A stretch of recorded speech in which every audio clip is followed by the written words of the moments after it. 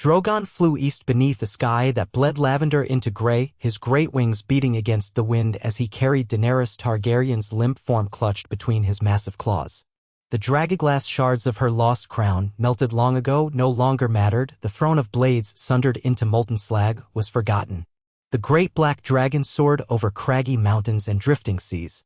Occasionally he roared, a thunderous lament carried by the swirling gusts, a dirge for a mother he could not understand in the ways of men, but whom he loved as fiercely as any living creature can love another. She was gone, this he knew on some primal level, as animals always sense the difference between breathing flesh and a silent shell. Yet his instincts told him there was still something of her to protect. The body in his claws was small and still. Her silver-gold braids were undone and splayed around her cheeks and neck, caked with drying blood, a cruel wreath for the fallen dragon queen. Sometimes the wind caught her hair and whipped it across his dark talons, but there was no protest from her slack lips, no startled cry from a living woman. Yet Drogon continued, spurred by an ancient, half-remembered call buried deep in his reptilian soul, a resonance older than Valyria, older even than the first men to cross the narrow sea. The horizon stretched infinitely ahead. Drogon did not think in words. He knew hunger, thirst, anger, and devotion. But he also knew something else, a shimmering sense that he must not simply land and let her remain still forever. He was driven to find a place beyond all charts and maps, an otherworldly domain where the boundary between life and death grew thin as a single thread. A rumor thrummed through his blood, tugged by the echoes of old magic that still reverberated in his bones. So he flew onward. Beyond the sunset sea lay unknown waters, or so men said. Beyond the known edges, a land no living soul had ever returned to describe. Drogon did not care for mortal limitations. He knew only that there was a faint, flickering chance, like a candle dancing in the night, that Daenerys's flame might spark anew. She had always been fire incarnate, after all. Her presence in the mortal realm had been as blazing and momentous as any star's fall. The hours turned to days, and the dragon's wings grew heavy with exhaustion. He hunted once, bringing down a monstrous whale in cold seas with savage fury. The meal filled his belly for a time, but the grief lingered, binding his heart. Storm clouds smothered the horizon, swirling in a roiling churn of black and silver. Rain pelted Drogon's scales, steam swirling from his flanks whenever a bolt of lightning cracked. Thunder boomed like the war drums of a distant, vengeful god. Clutched tight against his chest, Daenerys's body grew cold. Her pale skin glistened with droplets that could not rouse her from slumber. Through this tumult, Drogon pressed on until the storm finally broke and parted. He soared past the rains into skies of star-filled clarity, the heavens so bright they shimmered like glass. The sea below turned to mirror, reflecting starlight. Drogon's wings spread wide, and somewhere deep in his chest, a rumbling whimper escaped. She did not wake. Of course not. Yet he would not let her go. He pressed forward into unknown realms where even the waves began to glisten with otherworldly brilliance, an eerie radiance that no mortal had seen or named. Beneath the dark water, shapes of colossal magnitude drifted. Ancient creatures stirred in the deep. Sometimes a swirl of luminescent plankton traced Drogon's reflection as if beckoning him downward, but he only pressed on, spurred by the summoning. In dreamlike days that blurred into nights, an island emerged out of the swirling mist, a mountainous silhouette wrapped in shadows and crowned by an enormous ring of basalt cliffs. Drogon angled downward, letting out a final roar of weariness. With a thunderous rush of air, he landed atop a stretch of gray sand shore strewn with shells that looked like shards of bone. The beach was silent, save for the echo of the waves and the soft hiss of the wind curling around the crags. He gently placed Daenerys's body on the sand. It looked so small there, just a pale figure in torn, blood-stained garments, hair spread like seaweed across her cheeks. Drogon lay beside her, a black mountain of scale and muscle, his warmth enveloping her as though he might keep her safe from the clutches of oblivion. The sky above was empty of any sun. Only a pale, diffuse light emanated from all directions at once, casting no shadows. Daenerys's still face was peaceful, her eyes closed to the waking world. Drogon nudged her with his snout, a small push as if urging her to rise. When she did not, a keening rumble vibrated in his throat. Mist curled around them, tangling in her hair as though seeking to claim her. But some instinct or ancient memory flickered within the dragon's slitted eyes. He stood, spread his wings, and roared, the deep resonance echoing across the lifeless beach. The broom receded for a moment, almost as if it feared the living flame that dwelled in him. Then, from the inland cliffs, came a strange light. It glowed faintly, like a candle behind fogged glass, or a wisp of ghostly fire. Drogon sniffed the air.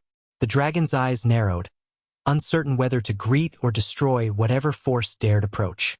His neck swiveled. The black cords of muscle under his scales rippled with tension. He roared again, spitting a crackling flicker of flame into the gray wind, a warning for all who might lurk in the gloom. The light remained steadfast, neither approaching nor retreating. Drogon watched it for a while, then placed one protective wing across Daenerys' body as though to shield her from the eyes of this unknown presence. At length, a figure formed, ephemeral at first, coalescing in the haze like a piece of night come to life. A woman's silhouette, tall and draped in something that seemed both cloth and mist. She carried no torch, yet her entire being glimmered, faint as dying embers but steadfast. Her features were pale, her hair dark and coiled in intricate braids. Her eyes seemed older than the centuries. She drew closer with cautious steps as though approaching a wounded animal. Drogon lowered his head, lips drawing back to reveal fangs the size of swords. A warning hiss shook the air, but the figure did not flee. She stopped a few paces away, inclining her head as if in respect to the mighty beast. Silence stretched long. The woman raised her hand. In it she clutched a small glass sphere that shone with swirling luminescence. She did not speak in any tongue that men know, but Drogon felt the weight of her presence, a calm yet powerful aura that sought not to harm, but to guide. After an interminable moment, she lowered herself to one knee and placed the sphere in the sand. Its light flickered toward Daenerys' body, reaching out like ghostly fingers. The figure then melted back into the fog, disappearing as though she had never been. But the glowing sphere remained, pulsing like a living heart. With a low growl, Drogon nudged the orb. It rolled toward Daenerys, leaving a trail of phosphorescent dust along the sand. When it touched her bare arm, the glow spread across her skin in an intricate web. The pattern swirled, reminiscent of the shapes formed by ice crystals on glass. Drogon growled again, half in fear, half in hope. The lines of light sank into Daenerys' flesh, and for the briefest moment it seemed that she might stir. But her eyes stayed shut and her breath did not come. The glow vanished into her as though it had never existed. Drogon's gaze flickered with frustration. With a sorrowful moan, he curled his body around her and let the day slip into the next. Here, in this place, time was a fickle concept, more suggestion than certainty. The pale air neither brightened nor darkened in any meaningful way. It remained a perpetual twilight, tinted by an unseen source of faint luminescence. Weeks might have passed, or perhaps only hours. Drogon, still a beast, felt only that his mission had not ended. He would not abandon her to the dark. At last, driven by thirst, he left her side to search for water. Amid the basalt cliffs, he found a deep pool fed by a silent waterfall. The water shone with an eerie luminescence, swirling with pale algae. He drank, and a tingling warmth filled his throat. It was no ordinary water. Curiosity overcame caution. He drank his fill before returning to the beach. Daenerys' body remained as he had left it, unmarked by rot or the passing of time. Her cheeks were still bruised where death had stolen her vitality, but the hush of decomposition did not mar her features. It was unnatural. Drogon recognized it not as the cycle of living flesh, but as an anomaly, a stasis, as though death had come, but not quite. He lay his snout upon her chest. No heartbeat. Yet the faintest shimmer of that same glow that had haunted this land, that had seeped from the glass sphere, seemed to linger beneath her skin. Furious, Drogon roared at the sky again, calling for the intangible presence that had left the orb. When no answer came, he unleashed a stream of flame into the air, lighting the eerie twilight with flickers of red and gold. Smoke billowed. Still, the realm was silent. Eventually, Drogon succumbed to exhaustion, drifting into a restless sleep. His dreams were muddled with the memory of Daenerys' voice, the warmth of her hand stroking his great scales, the triumph when she rode him into battle, the sky alive with dracaries. He dreamt, too, of that night in King's Landing, the city in flames, the bells tolling in vain. A swirl of images tormented him. But beyond that, a new vision formed, Daenerys standing upon black sands, luminous symbols dancing across her skin. She was calling him, bidding him forward into a place he could not name. He awoke with a sudden jerk. Daenerys was still lying motionless, yet something had changed. The air felt charged, as if a storm brewed just beyond sight. Drogon rose, and the realm around them responded. A whisper of wind swayed the sparse grasses that clung to the rocky dunes. He sniffed the air. Scents of salt, algae, and something unearthly. The realm itself seemed alive with possibility, waiting for the next step. He turned his head, scanning the basalt cliffs. A flicker caught his attention, that same figure from before, drifting between jagged stones, beckoning him. Drogon let out a low hiss but followed, leaving Daenerys behind only with the greatest reluctance.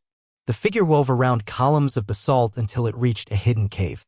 Inside, a circle of white crystals stood arranged around a pool of that phosphorescent water. Strange runes lined the cavern walls, etched with a precision that seemed beyond mortal artisans.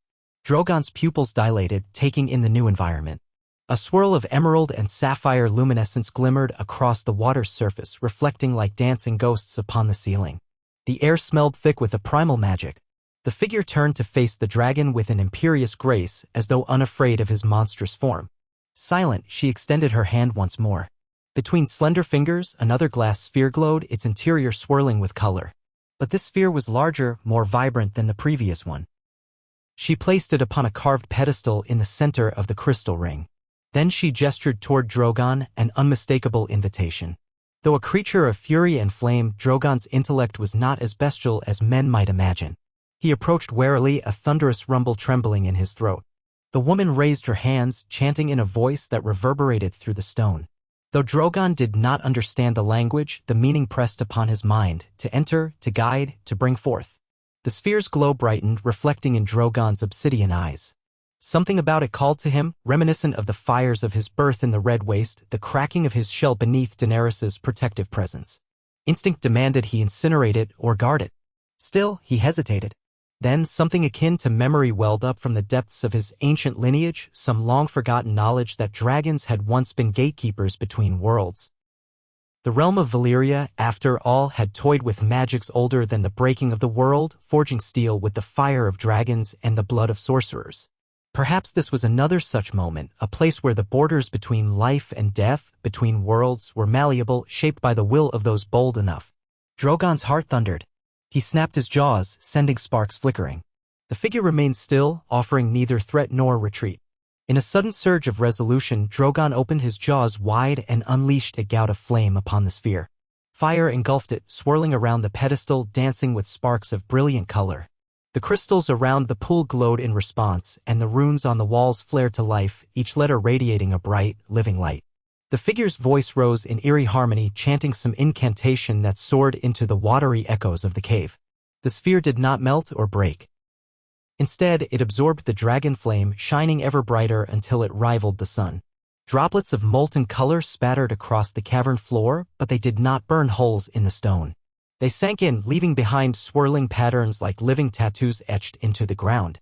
Eventually, Drogon's flames subsided. Smoke curled from his nostrils. The sphere pulsed with the new energy, thrumming like a living creature's heartbeat. The figure beckoned again, pointing out of the cave, back toward the beach.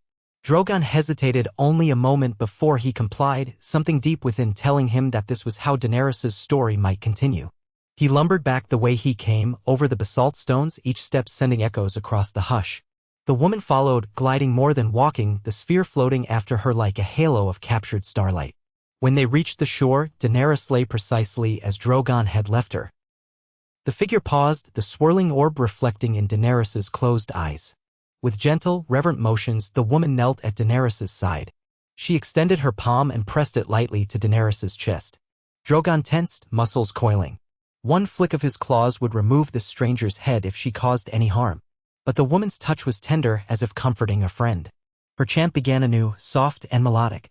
The orb circled them, bobbing in the salt-tinged air, drawing closer until it hovered inches above Daenerys' sternum. Then the chanting stopped. The woman looked to Drogon, her eyes glinting with the reflection of the swirling orb. Something in her gaze asked permission, or perhaps commanded it. Drogon lowered his head, placing his massive snout beside Daenerys' still arm. He let out a low, almost pleading growl. The figure nodded once, reached up, and guided the orb to rest against Daenerys' heart. It sank into her flesh with a radiance so intense that Drogon had to close his eyes against the blinding luminescence. He heard a sound then, so faint he almost missed it, a gasp, a whisper of breath. Daenerys' chest rose fractionally, her eyelashes fluttering. Her lips parted. Yet her eyes did not open. The radiance continued, weaving patterns across her arms, her throat, and her forehead, forming runic shapes that glowed beneath her skin like molten veins of gold. The woman stood, her expression solemn. She gestured for Drogon to lie down beside Daenerys to press his side against her. Uncertain, he did as indicated, carefully positioning himself so that his warmth cradled her. A shimmering aura enveloped them. The woman stepped back, raised her hands, and her voice soared in a language that crackled with power. On and on it went, the resonance quivering in the air. The runes on Daenerys' skin burned bright, and a great wind rose from nowhere, whipping her hair. The dragon's eyes widened as he felt a force tugging at him, not physically but spiritually, pulling his own fiery essence into her. He roared, but the process had already begun. Flames danced around his jaws without him releasing them, as if stolen from his throat. Daenerys' chest rose again, this time deeper, and she made a soft, choking sound. Then her eyes flew open. They glowed momentarily as if reflecting a deeper flame. A gasp, a ragged intake of air, and she coughed, spitting brackish fluid from her lungs. Drogon, frantic, nudged her with his snout. She turned her head, eyes wide with confusion and pain, searching the strange, twilight shore. Her gaze found Drogon's black eyes first, and something flickered in her expression: recognition, relief, heartbreak. She tried to speak, but could only manage a single sound, a breath that shaped no words. The chanting figure lowered her hands. The swirling lights around them faded, replaced by the subdued glow that suffused this entire realm. The runic lines on Daenerys' body dimmed, but did not entirely vanish. Their faint luminescence shimmered with every breath, marking her as tethered to this place and perhaps to something beyond mortal ken. The woman, satisfied that life had been restored, at least in part, turned and vanished into the mist without explanation. Her last look was not at Daenerys, but at Drogon, a silent understanding passing between them. Then she was gone, leaving the Dragon Queen gasping in the arms of her child of flame. Daenerys coughed again, tears streaming unbidden down her cheeks. She clutched at Drogon's scales as if he were the only real thing in the world, which, for her, he was in that moment. Gradually, her ragged breathing slowed, enough for her to rasp a single word: Dr. Drogon. It escaped her lips like a prayer. The dragon lowered his head, pressing his massive brow against her shoulder.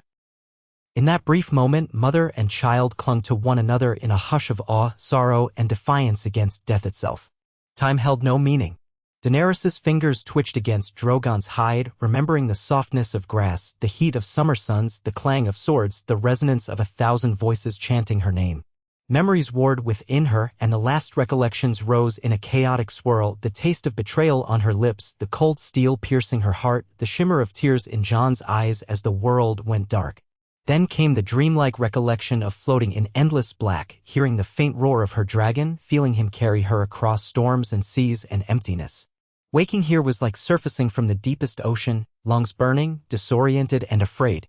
When she finally forced herself to sit up, her body ached with a dull, unnatural throb. She should have been in agony, or she should have felt nothing at all if death truly claimed her.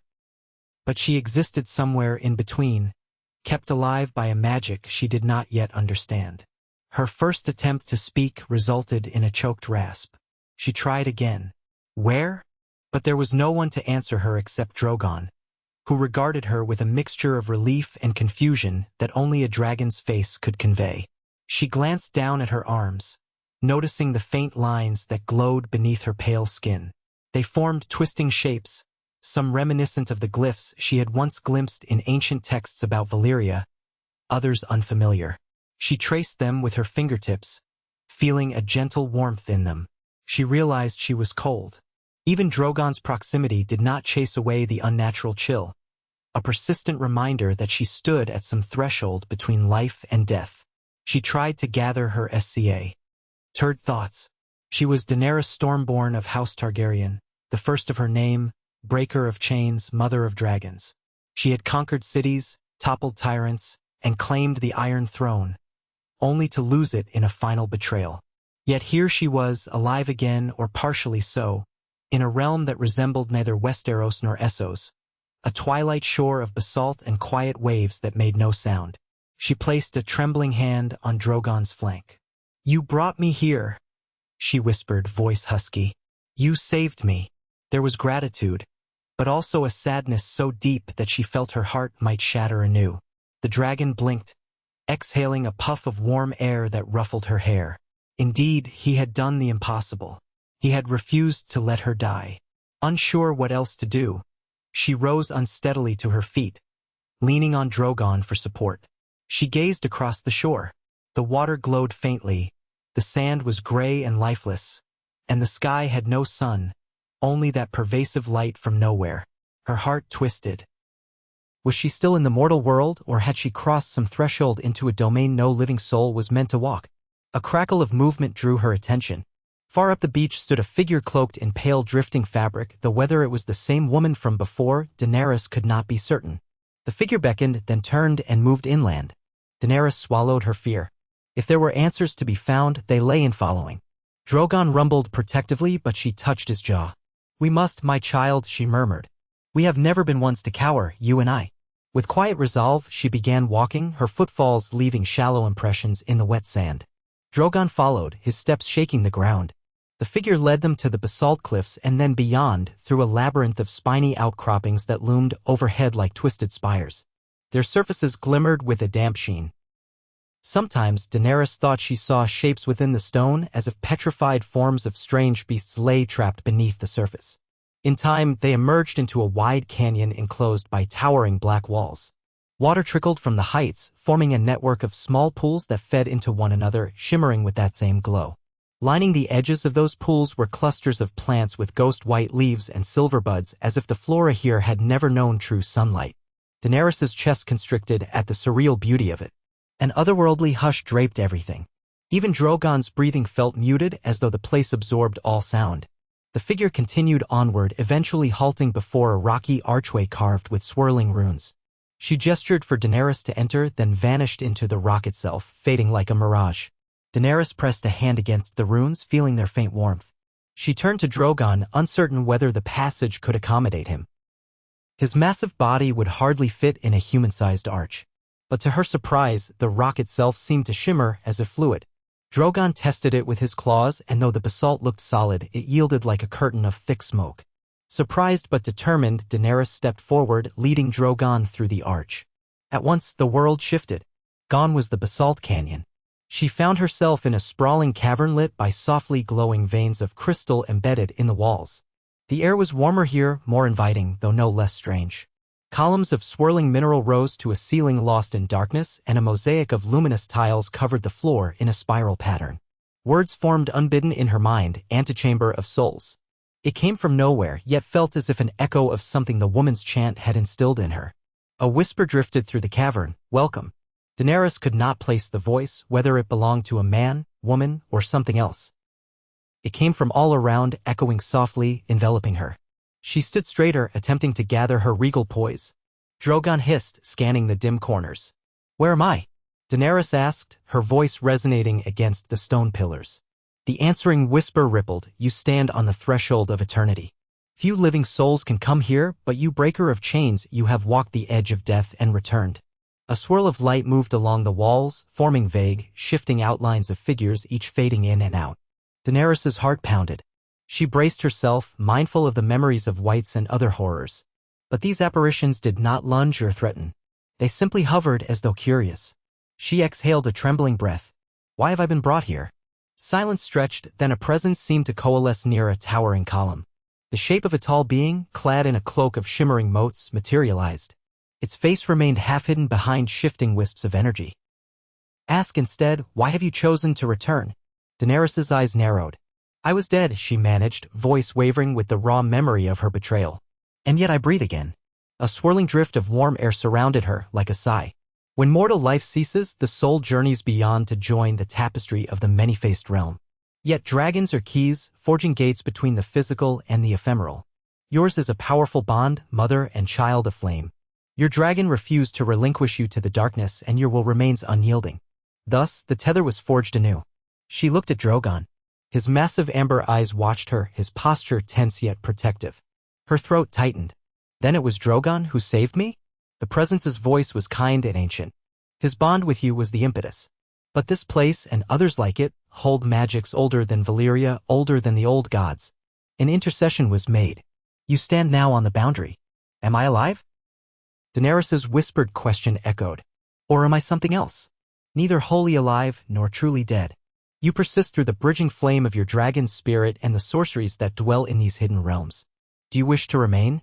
Daenerys stepped forward, fists tight at her sides. Memories cascaded, her fight for freedom, the agony of betrayal, the illusions of power, the heartbreak of losing so many she had loved.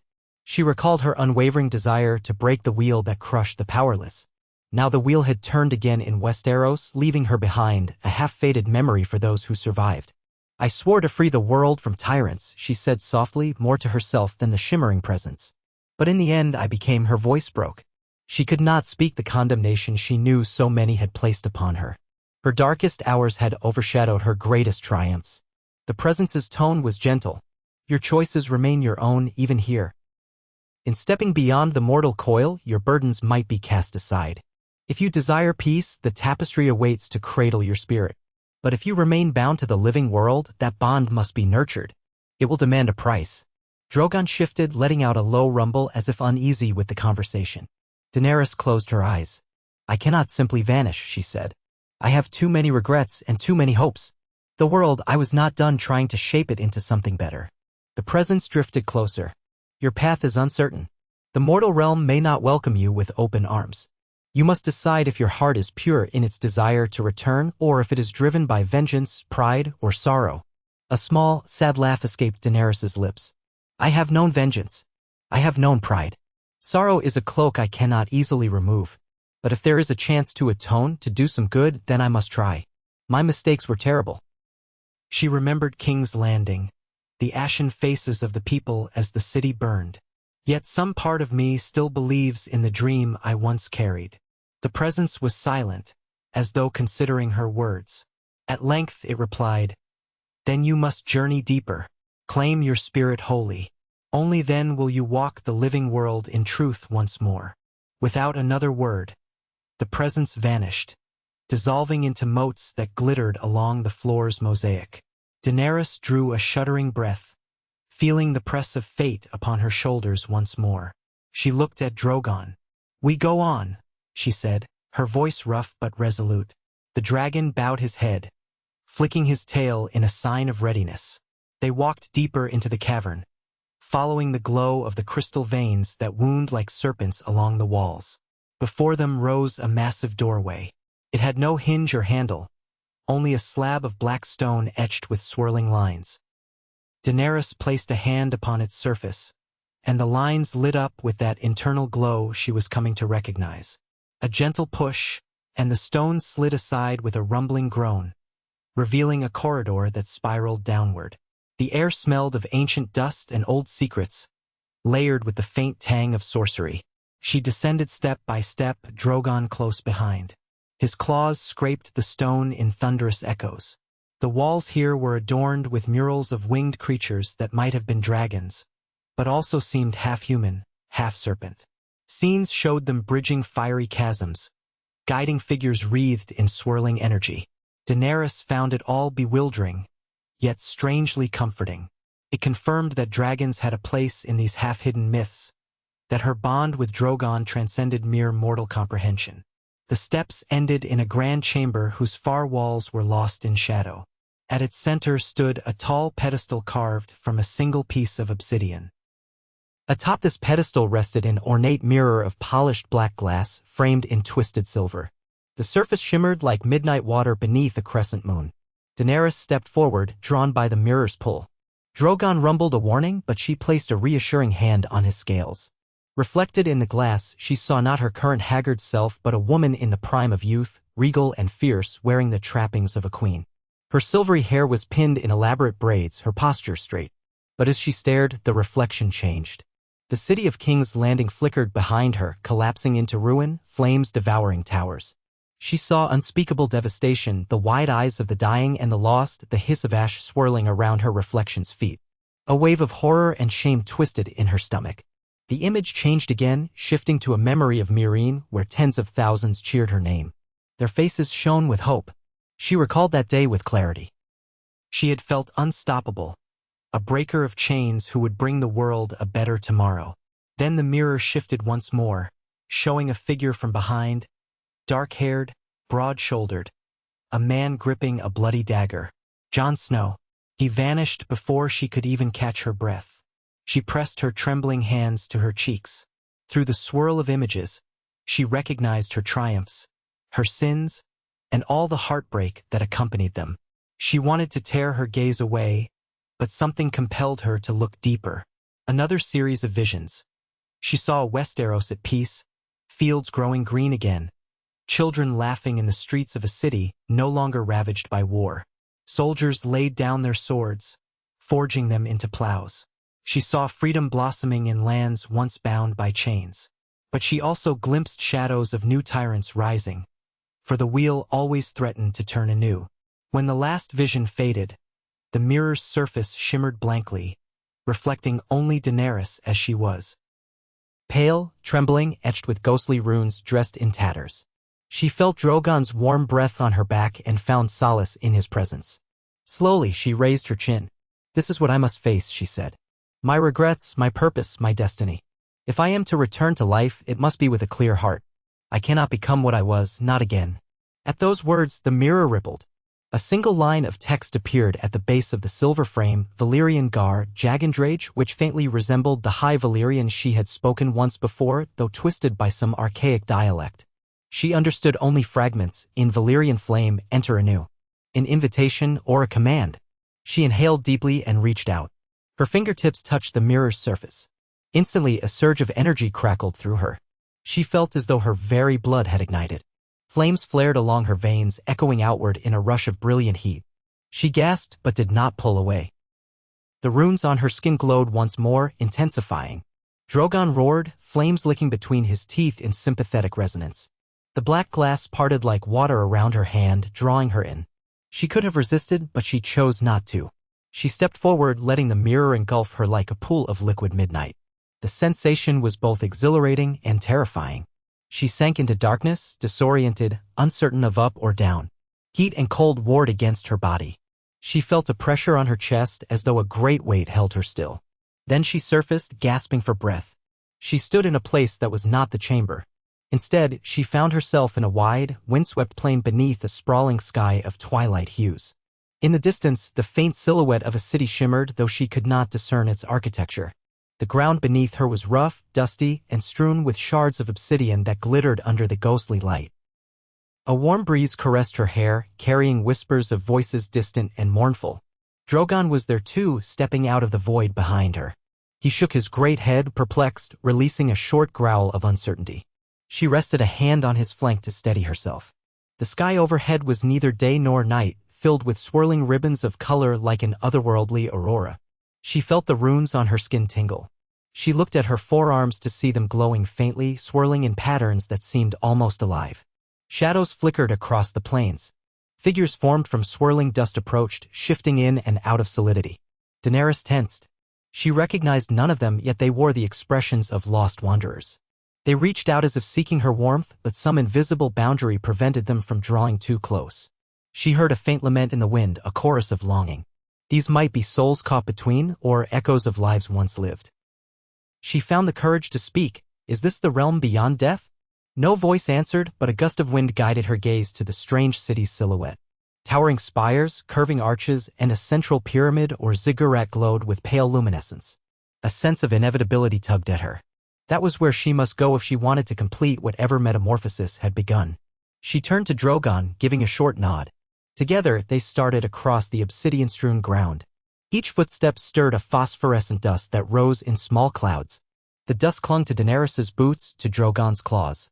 Now and then, swirling shapes rushed past as though chasing each other in a dance of sorrow and longing. Daenerys clenched her jaw, refusing to be unnerved. She had faced warlords, White Walkers, the deceits of politics, and the darkest corners of her own soul. She would face this as well. The approach took an eternity or perhaps a heartbeat. Time had no anchor in this place. When they finally stood before the gates of that spectral city, Daenerys felt both awe and dread. The gates were carved from pearlescent stone that shimmered under the swirling sky. Etched upon them were images of dragons, phoenixes, and serpentine beings entwined in cosmic patterns. A single word was inscribed at the center of the gate in glowing script, Zobri, Valyrian for life, or maybe light, depending on the dialect. She placed her palm against the inscription. At once, the gate swung inward with a resonant hum. Beyond the threshold lay wide streets paved with white stones, lined by towering edifices that defied mortal architecture. Some soared so high they vanished into the swirling sky above. Others burrowed downward into the earth.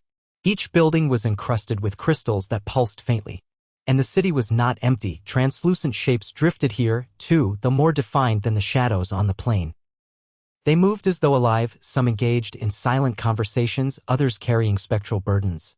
Yet the hush was so profound that Daenerys heard only the dull thud of her heartbeat. Drogon snorted behind her, uncertain. She advanced. She was no stranger to imposing cities, Karth, Meereen, King's Landing, but this place was different. It felt like walking inside a living dream, one that could become a nightmare if she faltered. Yet she pressed on, her spirit forging a path through the hush. The drifting inhabitants parted before her, their eyes reflecting an ancient sorrow. Some reached out as if to greet her, but they made no sound. At last, she found herself at the foot of a towering structure that combined the grand pyramid style of Meereen with the vast columns of old Valyria's architecture and something else altogether alien. Ascending its steps took what felt like hours, each step carved with swirling runes that ignited at her touch. Drogon followed, each of his footfalls shaking the steps but not breaking them. The top of the structure opened into a wide platform ringed by black obsidian pillars. At the center stood a great bowl, perhaps an altar, carved from shimmering stone. Within the bowl, blue-white flames danced without any visible fuel, rising and falling in an entrancing pattern. A presence emerged from behind the flames, taller and grander than the shimmer Daenerys had encountered before. This being's face was cloaked in a cowl of living smoke, its robes woven from threads of starlight. It raised an arm, gesturing for Daenerys to step closer. She obeyed, though every nerve in her body trembled.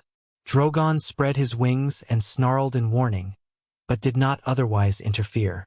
A voice rang out, echoing in her mind rather than in her ears. Daenerys Stormborn, you stand upon the threshold of your new existence. The old ways have cast you aside, yet your dragon's fire has rekindled your spirit. If you choose to return to the mortal plane, you must pass the crucible of self. She swallowed, gazing into those blue-white flames. Crucible of self? Her voice wavered. Yes, the being whispered, its tone reverberating like distant thunder. You must submit your soul to the cleansing flame, relinquishing your darkest shadows and acknowledging your brightest truths. Only then may you be woven back into the fabric of life. But be warned, illusions die in the crucible, stripped away without mercy. If your heart is not true, the flames will consume you entirely. She stood there, her heart a wild drumbeat in her chest, the runes on her skin pulsing in time with her fear and hope. She recalled an earlier time when she had walked into a funeral pyre to hatch her dragons, emerging unburned. That had been an act of faith and destiny, forging a new path for herself and the world. But this was different. She was no longer the innocent girl who had not known the weight of 1,000 lives on her conscience. She was a conqueror, a ruler, a liberator, and, in the end, a bringer of destruction. Yet she also remembered that first day, standing amid the ash and embers, her dragons crying out for the first time. That had been a moment of purity and rebirth. Could she dare to hope for a second chance? She forced her feet to move, stepping closer to the flames. Drogon roared in protest, a deep, aching cry. She turned to him, tears in her eyes. It's all right, she whispered, her voice shaking. We have always been bound by fire, you and I. She laid a trembling palm on his scaly brow, feeling the rumble of his concern. Trust me now as I trust you. Drogon snorted, plumes of smoke rolling from his nostrils. But he lowered his head in acquiescence, allowing her to move away from him. She turned back to the being cloaked in starlight and nodded once. Without hesitation, she climbed into the bowl. The blue-white flames sprang higher at her approach, swirling around her ankles. Their heat felt both familiar and alien. She closed her eyes and inhaled. In a single motion, Daenerys stepped fully into the crucible of self. The flames rose around her, enveloping her body. She expected pain, but what came was a torrent of visions. Scenes from her life flashed by at harrowing speed. The wide-eyed girl sold as a bride to Khal Drogo, the triumphant mother of 3 infant dragons, the burdened ruler of Meereen, the exultant liberator who marched across Slaver's Bay, and the wrathful conqueror who heard the bells of King's Landing. She saw her enemies, the Slavers, the Warlocks, the Lannisters.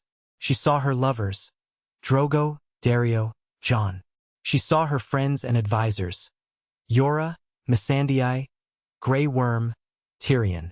Their faces swirled in the fire, along with the screams of crowds, the thunder of dragons, the clash of swords. Her heart twisted with every regret, every moment of betrayal, every choice that had led her here. She saw the horror on the faces of the civilians in King's Landing, smelled the stench of burning flesh. A wave of shame and grief tore through her, powerful enough to send her to her knees. The flames licked higher, urging her to stand, to face them all. She felt tears streaming down her cheeks, though the flames did not scorch her. "I am sorry," she whispered into the whirlwind of images. "I lost myself. I believed I was the only one who could break the chains." Her voice faltered, but she forced the words out. "I caused so much suffering in my quest." She choked on the memory of that day. "I did not want to be Queen of the Ashes," she cried, "but I became that in all but name. Forgive me." A hush descended. The flames pulsed as though listening, tasting her words. Then, in the flicker of swirling embers, she saw the good she had done, freeing those in chains, punishing tyrants who inflicted cruel subjugation, forging alliances for a greater cause. She heard Missandei's voice telling her that she was the breaker of chains, the mother who had given hope to so many who had none. She saw freedmen praising her name, tears of gratitude in their eyes. She realized she was weeping openly, her whole body trembling as the flames pressed in. "I will be better," she vowed. "If I return, I will strive to atone, to temper my fire with mercy, to remember the cost of every life. If I cannot do that, let these flames consume me now." In answer, the flames roared upward in a column that spanned the entire height of the structure. Drogon roared in unison, flaring his wings.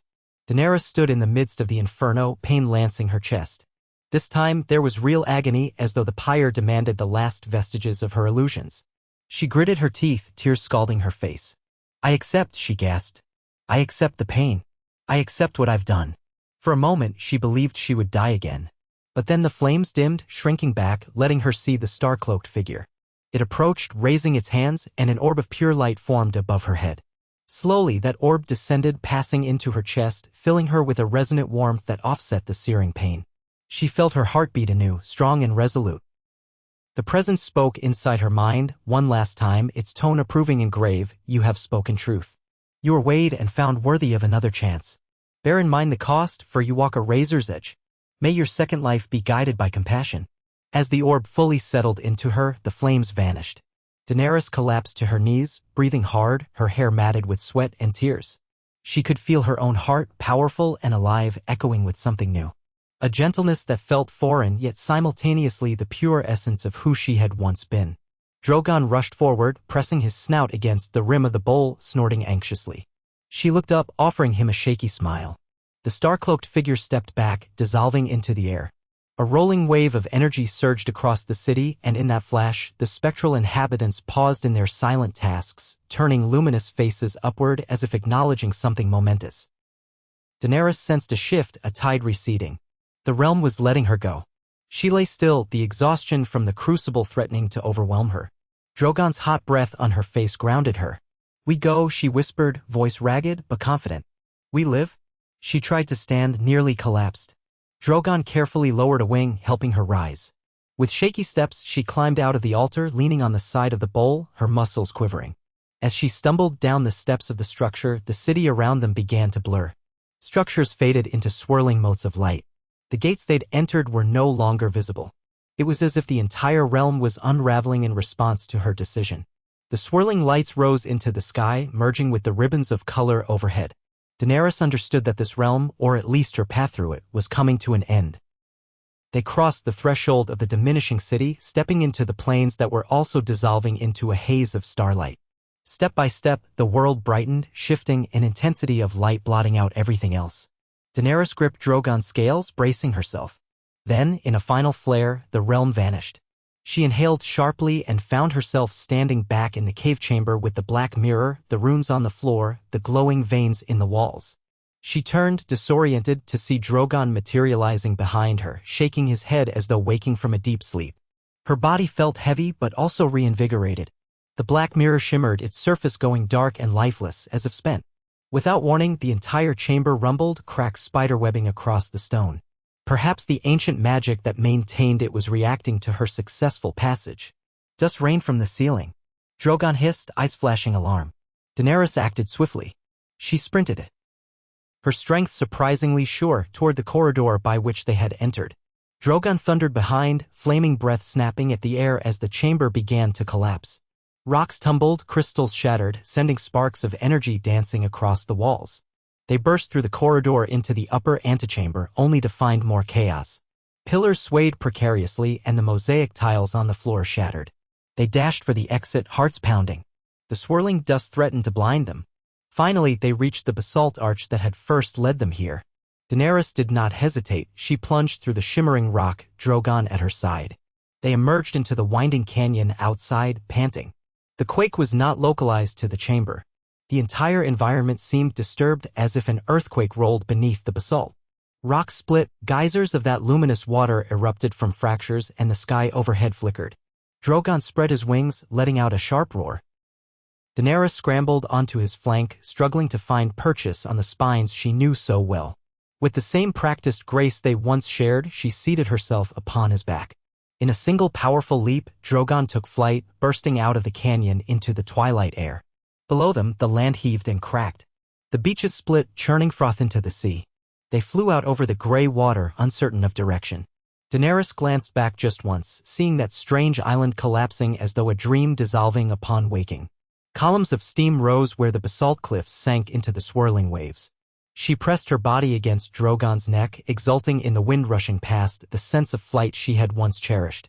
Her hair whipped around her face, and she realized tears were streaming down her cheeks again, but this time they were tears of fierce joy.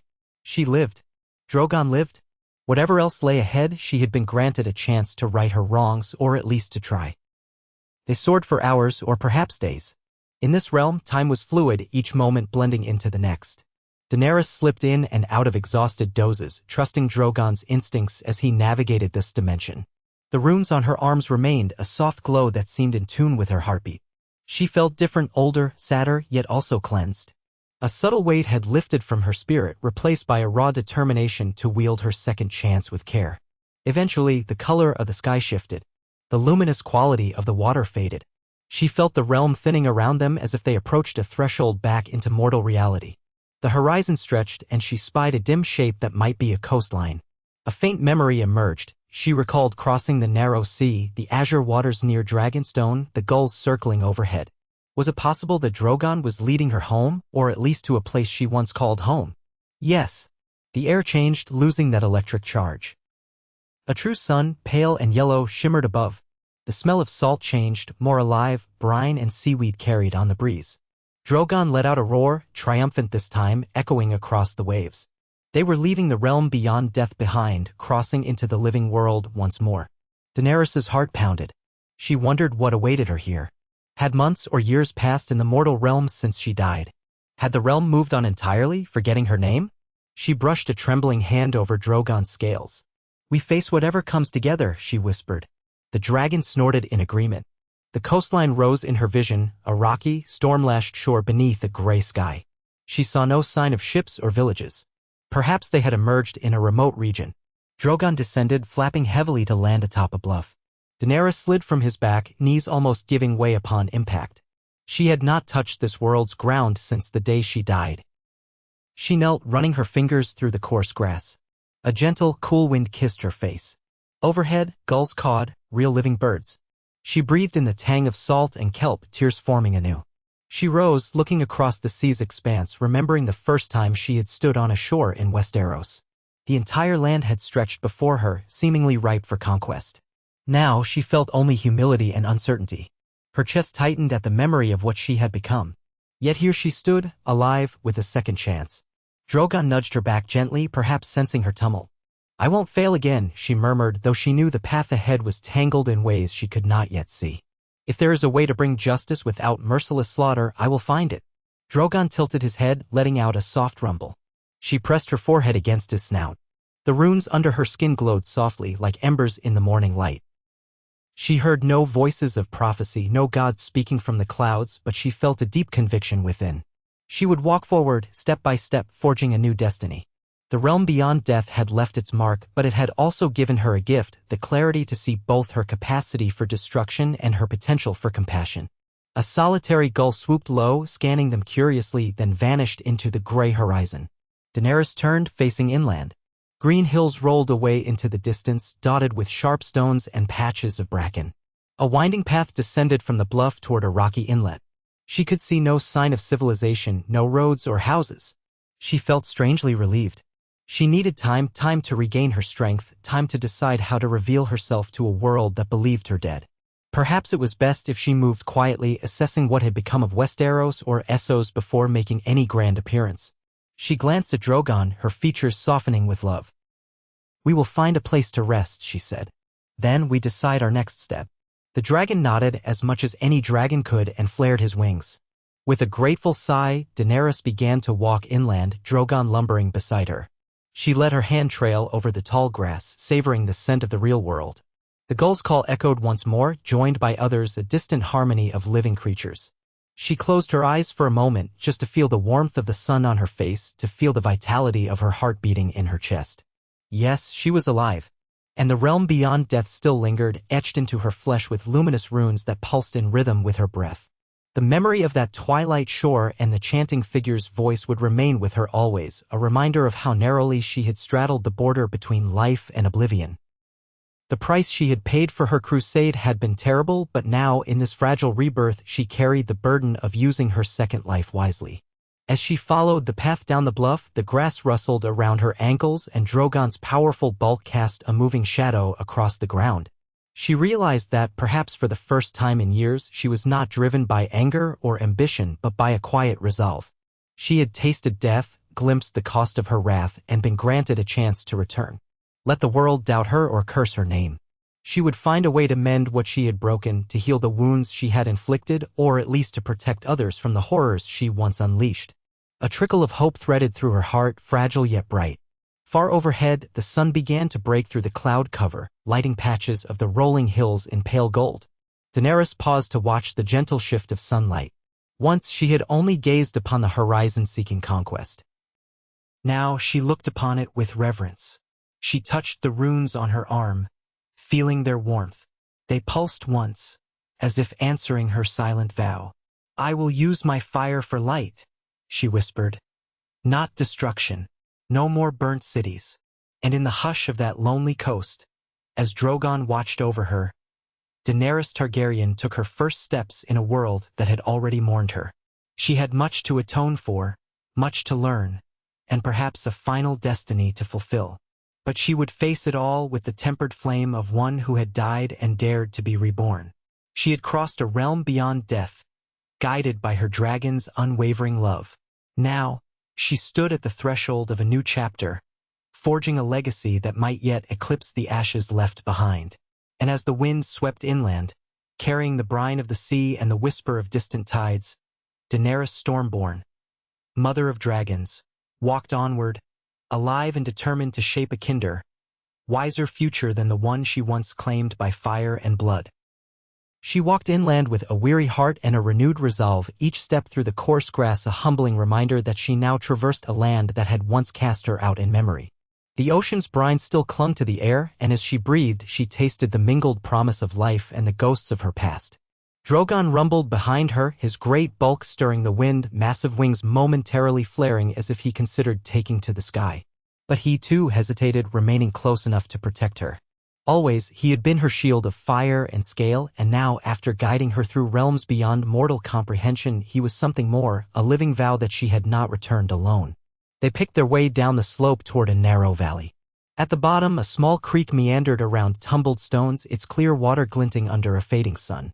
The sky here was no longer the perpetual twilight she had known across that haunted shore. Instead, dusk approached in the mundane, gentle way of the living world. She felt it in her bones, the daily cycle that mortals took for granted. She marveled at it, pausing by the creek to cup her hands and take a slow drink. The water was cool and sweet. When she turned to offer a drink to Drogon, he dipped his giant head without resistance and lapped at the stream in a heavy gulp, sending ripples across the surface. She noticed, as she bent again to drink, how his reflection quivered in the water. A dark shape with molten eyes, half lost in the swirl of displaced currents. It reminded her that he, too, was changed. His roars were deeper, more resonant with an otherworldly undertone. There was a subtle glow in his throat, a sign of the old magic that had passed between them in that liminal place. She lowered her gaze to the faint runic lines on her arms. Even in the waning daylight, they glimmered softly, attuned to her heartbeat. She wondered if these sigils would ever fade. A reminder, perhaps, that she still stood on a precipice, not wholly mortal in the way she once was. She felt a tightness in her chest, an unspoken fear that others might see these markings and recoil, labeling her a monster or a witch or something worse. But she refused to hide them beneath shame. She had done enough hiding in her life, hiding from her brother's brutality, hiding her own uncertainties beneath queenly resolve, hiding her deepest wounds behind the belief that she alone could save the world. The time for hiding was done, even if she was not sure how to stand boldly in this new existence. She rose, water dripping from her hands, and wiped them on her tattered clothes. She was barefoot, her boots long since ruined in the chaos that had ripped her from death. She felt the earth's texture under her soles, the small stones pressing into her skin. The sensation was both painful and exhilarating. She was alive, and every step confirmed it. Drogon snorted as though urging her onward. She stroked his snout. "We'll find shelter," she said, her voice soft. "Then tomorrow we decide our next path."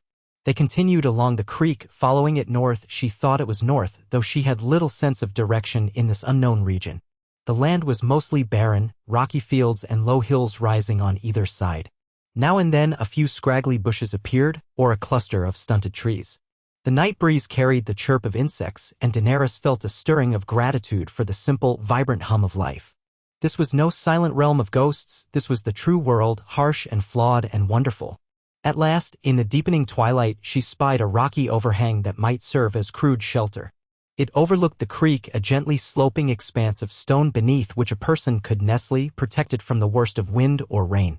She guided Drogon there with soft words, though he scarcely needed guidance. He was as weary as she, and his wingtips drooped with the day's exertion. He folded himself beneath the overhang carefully, mindful not to crush her or bring the rock down on them both. Even in this partial darkness, his eyes gleamed with concern. She set a hand on his flank, feeling the solid muscle beneath the black scales. "We'll hunt soon," she murmured. "I promise." Though in truth, she had no idea where they might find game, or whether any lived in these parts. But dragons needed to eat, and so did she. Satisfied for the moment, Drogon curled his tail around her, a protective semicircle. Daenerys curled into the space between his body and the rock wall, shivering as the night's chill seeped into her bones. She closed her eyes and tried to summon a sense of security. The ground was cold. The soft hiss of the breeze against the stone made her think of old nights camped in the Red Waste when she was newly widowed and carrying dragon eggs that had not yet stirred. So much had changed since those days. Then she had been a frightened girl, full of desperate hope for her unborn dragons and the destiny she yearned for. What was she now? A woman reborn, her crown lost, her illusions shattered, yet alive. Perhaps that was enough for one night. She drifted into a fitful doze, haunted by images of the crucible she had passed through, the city of silent souls, and the echo of her own voice crying out in grief and remorse. Faces she had loved and lost floated behind her eyelids: Missandei, Tyrion, Jon, Yora. Over all of it loomed the devastation of King's Landing, that day of smoke and bells. In her half-dream, she saw Drogon's shadow blotting out the sun, fire raining from the sky. She tried to scream, to stop him, or to stop herself, but she could not. The city burned, the children shrieked, the bells tolled, and she was helpless to halt the madness she had unleashed. She jolted awake with a strangled gasp, heart pounding. Drogon stirred, opening one golden eye. She took a shaky breath, her hands shaking. "It's all right," she whispered, though who she meant to convince, herself or Drogon, she did not know. The night was silent except for a soft rustle of wind. She forced herself to lie back, pressing against her dragon's warm side. His presence was a comfort she clung to, the single piece of the past that had not abandoned her. It took a long while before her heart slowed enough for her to sleep again. Morning came slowly. A pale light crept over the eastern hills, turning the sky a wash of pink and orange. Daenerys rose, stretching her limbs, feeling stiff and sore in ways that reminded her of her mortality. In the ghostly realm, she had been suspended between life and death, her body hardly subject to normal laws. Now, back in the real world, she felt every ache, every bruise, every pang of hunger. And yet she was grateful for it all. She was truly here. Drogon unfolded his wings and shook himself, scattering bits of loose stone. He made a low noise in his throat. Hunger, she knew, was gnawing at him. She nodded. "Go," she told him, gesturing vaguely. "Find something to eat. I'll look for food, too." She was not sure if he understood her words, but he understood her tone. He always had. With a rumble, he sprang into the air, powerful muscles driving him skyward. She watched him climb higher, a black silhouette against the dawn. She felt a pang in her chest, fear that he might not return, but squelched it. Drogon was hers, and she was his. Their bond had only deepened. He would come back. Once he disappeared behind a bank of clouds, she set out along the creek, following it downstream in hopes of finding some sign of civilization or at least edible plants. The day grew brighter, though the sun remained partially veiled by thin, wispy clouds. She walked carefully over the rocky terrain, the edges scraping her feet. Now and then she paused to examine a plant, testing its leaves for bitterness or familiarity. Most she did not recognize.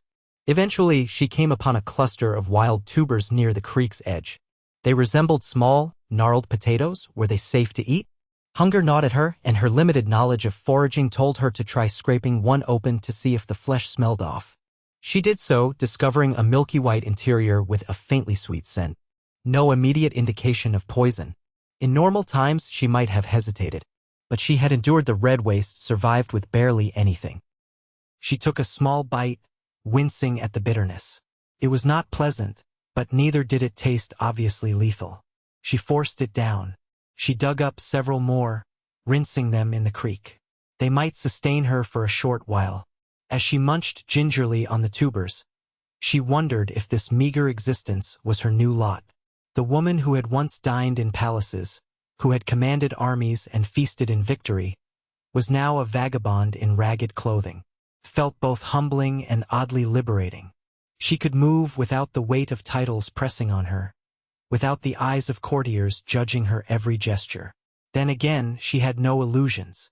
Eventually, she would have to face the world that had once called her queen. Whether that world despised her or revered her, she could not guess. When she had eaten enough to dull the worst edge of her hunger, she continued downstream. The creek widened into a small river, winding its way between rocky hills. The morning passed in silence, broken only by her footfalls. She grew tired, but forced herself onward. She refused to stay in the same spot. Instinct told her that if she wanted to survive, if she wanted answers, she had to explore. Perhaps beyond the next ridge, she would find a village or a road or some sign of how much time had truly passed since her death. By midday, the sun overhead was warm and her forehead glistened with sweat. She tore a strip from her already tattered shirt and used it to tie back her silver-gold hair. At times, she glimpsed Drogon soaring in the distance, scanning for prey. She watched him descend behind a far-off hill, presumably to hunt. The sight comforted her. They were not separated, not truly. She refilled her palms with water and drank again. A faint rustling in the bushes on the other side of the creek startled her. She froze, heart pounding, mind flashing to the possibility of wolves or bandits. Instead, after a tense moment, a small fox-like creature emerged, big-eared and scrawny, with a curious gaze. It sniffed the air, wrinkled its muzzle, and then darted away with a flick of its tail. Daenerys exhaled a soft laugh at her own momentary panic. Even so, she kept her wits about her. The world was not always kind to lone travelers, especially not a woman traveling alone, barefoot, half-starved, in a place she did not know. As the sun inched toward late afternoon, she was about to turn back to see if Drogon had returned to their makeshift shelter when something caught her eye, a narrow trail in the distance. It curled around a low hill, half overgrown with grass. Her heart leapt at the possibility of a path that might lead somewhere. She decided to follow it. The trail was not well used, but it was a start. She found ruts in the ground as if carts or wagons had once passed here long ago. In places, she saw footprints, though they were faded by time and weather. She pressed on, ignoring the ache in her feet, until the trail rose over a small ridge. On the other side, the land sloped down into a shallow valley where she saw what appeared to be farmland, fields in neat rows, though some were weedy and neglected. Beyond them, nestled near a bend in the river, stood a cluster of humble huts and a larger stone building that might have been a mill. Smoke rose from a chimney or two. The sight of it filled Daenerys with conflicting emotions, relief at seeing other people, dread that they might recognize her, or worse, have reason to hate her. She swallowed, heart-thudding. But she could not turn back. She needed answers, and she could not avoid mankind forever. She continued down the ridge, staying low. Her tattered garments and the runes glowing faintly on her arms would draw immediate attention. She tried to arrange her sleeves to cover the markings as best she could. The last thing she wanted was to incite fear or suspicion from these villagers. She approached the outskirts of the settlement, taking note of the farmland. The crops looked modest, a few rows of cabbages, some barley, and an orchard of small, twisted fruit trees. She saw no horses or cattle. Perhaps they grazed elsewhere, or perhaps this village was too poor to keep large animals. She felt a surge of pity. In Meereen, she had often championed the cause of the downtrodden. But in Westeros, her final acts had not been mercy. Would these villagers know that? She slipped behind a dilapidated fence, edging toward the huts. She heard the sound of children laughing and paused. Carefully, she peered around the corner.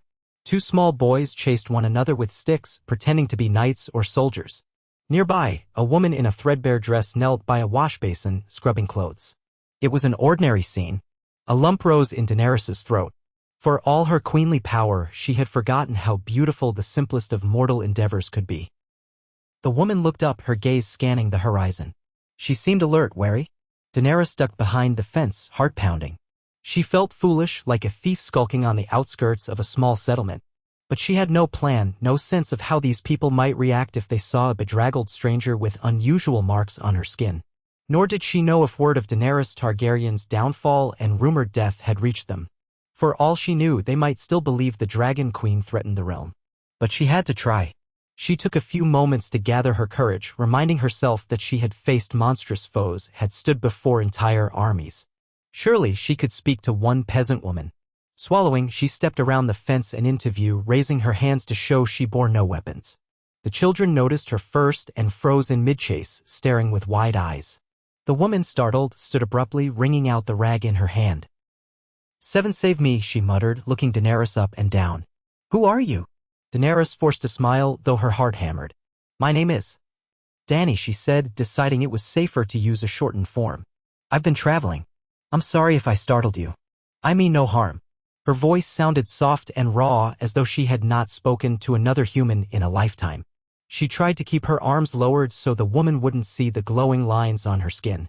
The woman frowned, her gaze drifting over Daenerys' torn clothing, her bare feet. "You're alone out here? Where'd you come from?" Daenerys glanced back over her shoulder, the direction she had come. "I washed ashore not far from here," she said, as truthfully as she could manage. "I was separated from my ship, from my people." She realized how pitiful it sounded, but it was close enough to the truth. "I don't know this region well." The woman studied her face, cautious but not unkind. The children edged closer, curiosity overriding their fear. "Washed ashore? In this place? That's ill fortune indeed. The nearest harbor is 2 days' ride down the coast." She paused, chewing her lip. "You look half dead on your feet, girl. Are you hungry?" The question pierced Daenerys' heart. Once she had been the one feeding the hungry. Now she was the one in desperate need. She forced herself to nod. "I am. And thirsty. I'm sorry to trouble you." The woman eyed her again, then gestured for her to follow. "Come on then. Don't stand there like a lost pup. You can share a meal, but I'll expect help with chores if you're staying." A swell of gratitude nearly brought Daenerys to tears. She dipped her head, swallowing the lump in her throat. "Thank you," she said. "I'll do whatever I can." She spared one last glance at the children, who stared at her with unabashed fascination. She offered them a small smile, mindful to hide the faint light of the runes by crossing her arms. She followed the woman around one of the huts. Daenerys noticed how meager the construction was, wattle and daub walls, a thatched roof that might have once been new but now sagged in places. A few chickens pecked at the dirt. In the yard, a scrawny dog trotted over and sniffed Daenerys' leg before backing away with a wary whine. The woman opened the door to the hut and motioned Daenerys inside. The interior was dim. A small fire pit smoldered in the center, ringed by stones to contain the embers. Clay pots and wooden bowls lined a sagging shelf. A single table with 2 rickety chairs dominated the space. Daenerys' eyes adjusted, revealing a corner where rough blankets served as bedding. An older man lay there, propped on straw pillows, his face etched with lines of pain. He coughed weakly, turning his head to peer at her. The woman set her rag aside. "My father," she said by way of introduction. "He's ill, so I tend the fields with the help of my neighbors. Name's Halia, if it matters." She crossed to a clay jug and poured water into a crude cup, handing it to Daenerys. "Drink." Daenerys sipped gratefully, the water cool on her parched throat. She glanced at Halia's father, offering a small nod. "I'm sorry you're unwell," she said softly. He only grunted in response, his eyes clouded with discomfort. She wondered if he recognized her, but his expression was blank, as though beyond suspicion. Halia knelt by the fire pit and stoked the embers, adding a handful of dried herbs into a small iron pot suspended above. A pungent aroma rose. "I was about to make soup," she said. "There's not much, but you can share. It'll warm you up." She studied Daenerys's face, frowning. "You're pale as a sheet. Been a long time since you ate properly?" Daenerys nodded, keeping her answers terse. She dared not reveal too much. She felt a glimmer of guilt at the deception, but knew it was necessary. If these people learned she was Daenerys Targaryen, the fallen dragon queen. She did not even want to imagine the confusion, the panic, or the threat it might pose to both parties. Halia stirred the pot in silence for a time. The watery soup began to bubble, and Daenerys caught a whiff of onions and some sort of root vegetable. Even that modest smell made her stomach grumble. She lowered herself onto one of the chairs, exhaustion pulling at her limbs. Halia ladled soup into a wooden bowl and handed it to her. "Eat up. Not too fast, mind you, or you'll be sick." Daenerys obeyed, sipping carefully at the broth. Though thin and undersalted, it was the best thing she'd tasted in what felt like years. She had to force herself not to devour it. As she ate, she studied the hut with a quick, discreet gaze. She saw no signs of weapons or anything that suggested great wealth. This was a humble life indeed. She felt a surge of sympathy for Halia and her ailing father, living day to day, uncertain if their crops would sustain them. "This," she thought, "is why I once fought so hard, so people like them could live without fear, without tyranny pressing down on them." But tyranny had not been vanquished, not truly, even under her reign. She had discovered too late that the wheel of power crushed and crushed again. The old man coughed, prompting Halia to ladle another bowl for him. She helped him sit up enough to sip the broth. Daenerys caught a glimpse of the man's face in the firelight. His eyes were reddened and a rash spread across his throat. An infection, perhaps, or some sickness of the lungs. Daenerys's mind flickered to the healers she had once relied upon, the knowledge she had gleaned from wise women from her time in Essos. She knew a few rudimentary herb lore remedies that might help. Should she offer such knowledge? It might draw attention, but she found she could not remain silent while a man suffered. She leaned forward slightly. "Is there anything I can do to help?" she asked softly. "I know a little about certain herbs that soothe breathing troubles." She chose her words carefully, revealing too much knowledge might be suspicious. Halia shrugged, resigned. "He's had this cough for months. The village elder says it's the black damp, a miner's disease from years of working in the hills. Says there's no cure." The old man's eyes flickered in acknowledgement, but he did not speak. Daenerys pressed her lips together. Perhaps the disease was beyond her skill, but she could at least try. A poultice of thyme and honey might help his throat, she ventured, recalling a remedy she had once seen used on an ailing freedman in Yukai. "It won't cure him, but it might ease his cough." Halia looked at her with faint hope. "I've thyme in the garden. Honey's scarce, though." She sighed. "Better than nothing, I suppose." Daenerys took another cautious sip of soup before setting the bowl aside. She felt a spark of purpose flicker within her. Perhaps redemption began with small acts. She rose. "I'll help you gather it," she offered. "Then show you how to prepare it." A part of her braced for suspicion, but Halia only nodded, too tired or desperate to question. They left the hut, stepping back into the late afternoon light. The children were gone, presumably off playing elsewhere. The dogs still roamed the yard, eyeing Daenerys warily. She followed Halia to a small patch of herbs behind the hut, wilted mint, scraggly thyme, a bit of parsley. Everything was neglected, but still alive. Halia plucked a few sprigs of thyme, dropping them into Daenerys's palm.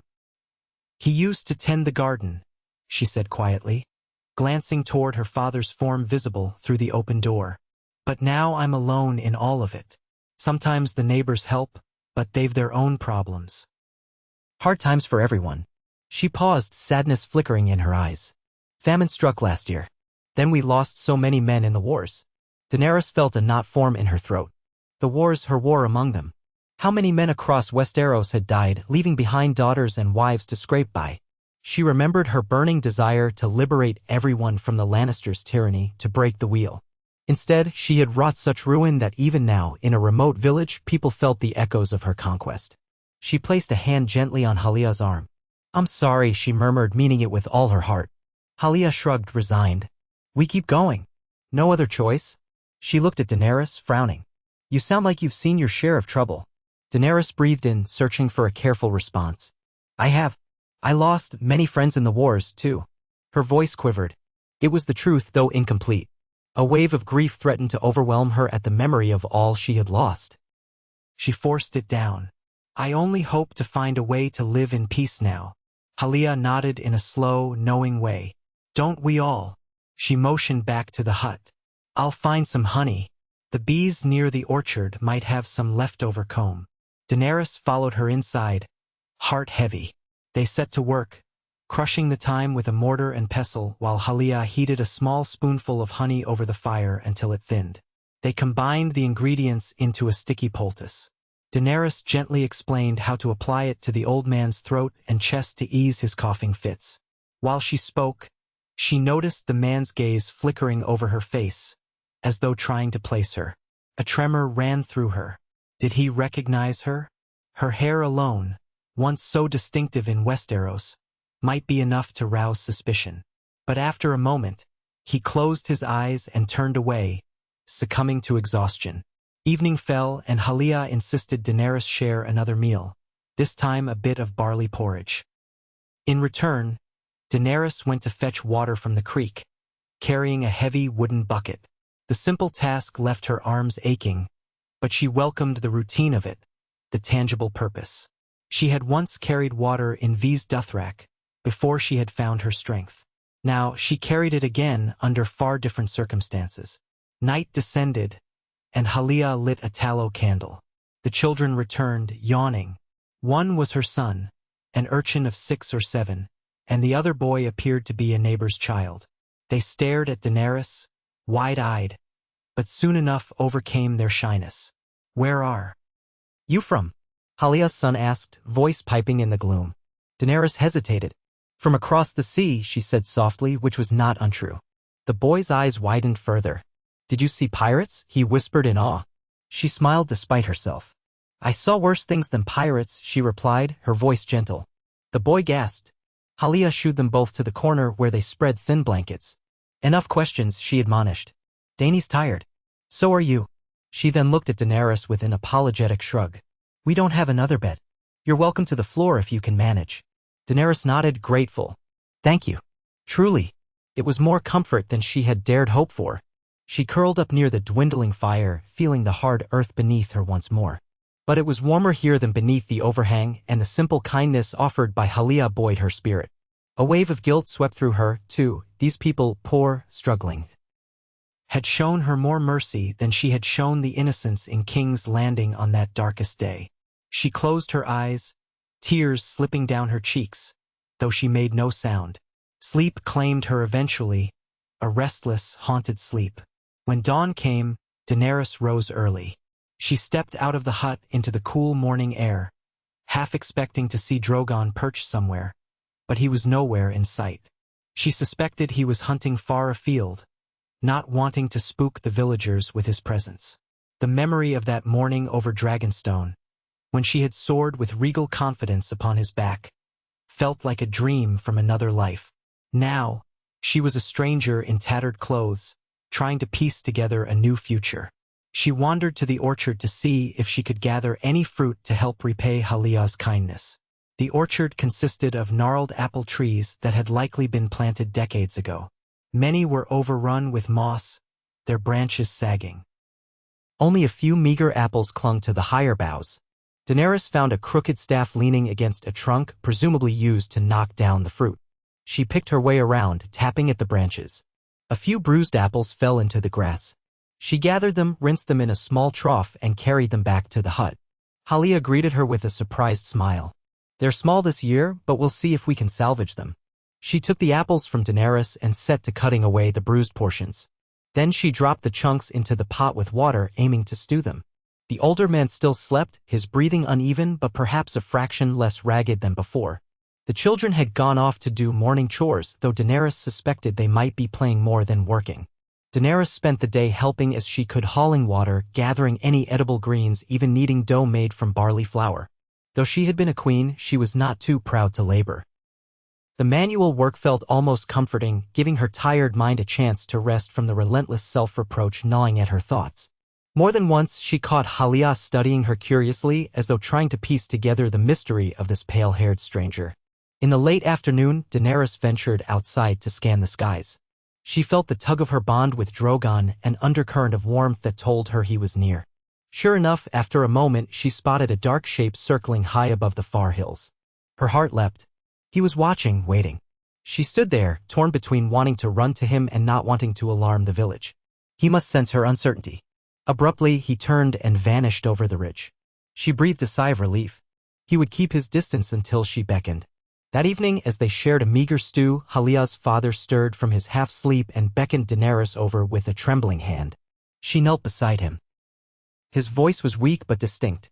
"You helped with his cough," he rasped. "I can breathe a bit easier." He fixed her with a penetrating stare. "Whoever you are, we owe you thanks." Daenerys's chest tightened. "I only knew a small remedy," she said softly, bowing her head. "It's the least I could do in return for your hospitality." He exhaled, wincing. "You're no ordinary traveler." His eyes flicked to her hair, then to the scars of runes faintly visible at the edge of her sleeve. She tensed, but he said nothing more on that. Instead, he just nodded. "Stay as long as you need. We're poor folk, but we won't turn away someone who helps." Gratitude and guilt warred within her. "Thank you," she whispered. That night, she helped Halia brew more soup at time and keep the father warm. She found herself humming an old lullaby from the Dothraki Sea, a tune meant for soothing colicky infants, but she hoped it might bring some small comfort to him in his illness. The old man's eyes drooped, lulled by the melodic hum. If Halia found the lullaby strange, she did not say. The next few days fell into a quiet routine. Daenerys continued to help with chores, gleaning or scrounging what little the orchard provided, and making small batches of poultice for Halia's father. Occasionally, she ventured beyond the village to check the hills, sometimes glimpsing Drogon in the distance. She watched him hunt, diving at wild goats or scouring for large game. He seldom flew low enough to draw attention, and Daenerys suspected he was being deliberately cautious. She felt a pang of gratitude for his restraint. One sighting of a dragon would no doubt spark panic and rumors that could spread far beyond this sleepy region. All the while, Daenerys's heart churned with questions. How long had she truly been gone? Who ruled Westeros now? She had learned from bits of gossip among the villagers that a boy king sat the Iron Throne. The crippled king, some called him quietly, though they knew little more than rumor. They said the capital was rebuilding, the ashes of war replaced by slow reconstruction. Daenerys listened in silence, her stomach twisting at the mention of the capital. She did not dare ask for details. She gleaned enough. King Bran, they called him, had taken the crown after the dust settled on the wars. Many lords had returned to their seats, battered but unopposed. The name Targaryen was seldom spoken, and if it was with revulsion or pity for the dead queen. She heard mention of a rumor that Grey Worm had sailed across the sea, that Tyrion now served as Hand of the King, that the North remained under Sansa Stark as Queen in the North. Much was uncertain, for news traveled slowly and was often distorted by rumor. But one thing was clear: Daenerys Targaryen was widely believed to be gone forever. She might have remained hidden in that village for longer if not for a certain event. One morning, Halia discovered that some livestock, a half-dozen goats, had been taken in the night from the far pasture. Daenerys awoke to angry shouts outside, men brandishing pitchforks, frustration etched on their faces. She hurried from the hut to find a small crowd gathered, a handful of farmers, Halia among them, all glaring at one another in confusion. "Bandits must have taken them," one man said. "The tracks lead into the hills. Are we just going to let them steal our livelihood?" Halia demanded, knuckles white around the handle of a crude hoe. "We have to try to get them back." A grizzled farmer shook his head. "And do what? Fight bandits? We're no warriors." Mutters rippled through the gathering. Some seemed resigned, others angry. "We can't afford to lose more goats." Daenerys watched the unfolding drama, mind churning. Bandits had stolen from them. In times past, she would have dispatched Unsullied to hunt down the thieves and return the livestock. Now there were no Unsullied, only a handful of desperate villagers. She felt a stirring of that old protective instinct, the one that had driven her to champion the downtrodden. Perhaps this was a chance, not just to help, but to see if she could act without cruelty. "I'll go," she said, stepping forward. The farmers turned to stare, eyes skeptical. "You?" one demanded. "You can't go alone. They'll kill you, or worse." Daenerys's heart pounded. "I've traveled across the sea, survived many dangers. I may be able to track them. If we're lucky, we might negotiate or surprise them." She glanced at Halia. "I have my ways. Just let me try." There was a murmur of uncertainty. The villagers had accepted her presence but did not fully trust her. Yet desperation shone in their eyes. Another farmer spat. "Better you than us. If you fail, we lose nothing more." A few seemed uneasy at the callous tone, but Halia nodded slowly, her expression grateful. "If there's any chance you can bring them back, do it. The goats keep us fed through winter. Without them—" She trailed off. Daenerys exhaled. "I need a weapon," she said quietly. She had not held a blade in a long time, not since that final day in the throne room. The memory made her flinch, but necessity demanded action. A man muttered under his breath, then handed her a battered spear with a chipped iron tip. She tested its weight, nodding in thanks. Without further ado, she followed the tracks leading out of the far pasture. The earth was churned where the goats had been corralled. She found footprints, hoof prints, scattered in a direction that wound into the hills. As she climbed, the morning sun glared down on her, sweat trickling down her temples. She pushed forward, the spear in her hand a reminder of how precarious mortal life could be. For all her talk of having ways, she knew she was alone, no dragons flying overhead, no army at her back. Well, she had Drogon, but to unleash him on a group of presumably starving bandits? Would that not replicate the brutality she was sworn to leave behind? She decided she would call on Drogon only as a last resort. She tracked the bandits for several hours, following scuffed trails through rocky passes. She tried to recall the lessons Ser Jorah and Dario had once taught her about reading the land where footprints vanish, how to look for bent grasses, how to note the changes in mud near creeks. Eventually, the trail led her to a low ravine where scraggly trees clung to the slopes. She paused, hearing distant bleating. The goats were near. Carefully, she crept along the ravine's edge, crouching behind a boulder. In the hollow below, she saw half a dozen goats tied together, bleating nervously. A small campfire crackled in front of a hastily constructed lean-to. 3 figures moved about the site, men in patched leathers and mismatched gear, each armed with a short blade or dagger. They looked wiry, desperate. She studied them, trying to gauge if they were truly dangerous or just hungry. A coil of fear wound through her gut. She recalled how in Essos slavers often stole livestock to feed themselves when times were lean. But these men wore no sigil. They were likely outlaws or deserters from the war. She weighed her options. Negotiation could be suicide if they were ruthless, but if she attacked, she might kill them or be killed. And how many times had she resolved conflict by fire and blood, leaving scorched earth behind? That was not who she wanted to be. With a steadying breath, she decided to announce herself and hope she could talk sense into them. She rose from behind the boulder, spear in hand, and called out, "Ho there." Instantly, the men spun, weapons in hand, alarm in their eyes. One brandished a sword. "Who are you?" Daenerys descended carefully, holding the spear but not pointing it at them. "I come from a village nearby," she said. "Those goats you took feed the people there. They need them back." The men glanced among themselves. One spat. "Ain't your goats no more? We're starving, same as them." Daenerys stopped several paces away, her posture tense. She forced calm into her voice. "You don't have to do this. Stealing from others won't solve your problems. It will only breed more anger, more suffering." She bit back the memory that she herself once unleashed horrors in the name of what she believed just. "There's a chance, if you return the goats, the villagers might be willing to share some bounty. But not if you take them by force." A tall, thin man with a patchy beard sneered. "Who are you to preach? We've seen lords, kings, queens wage war, burn the land.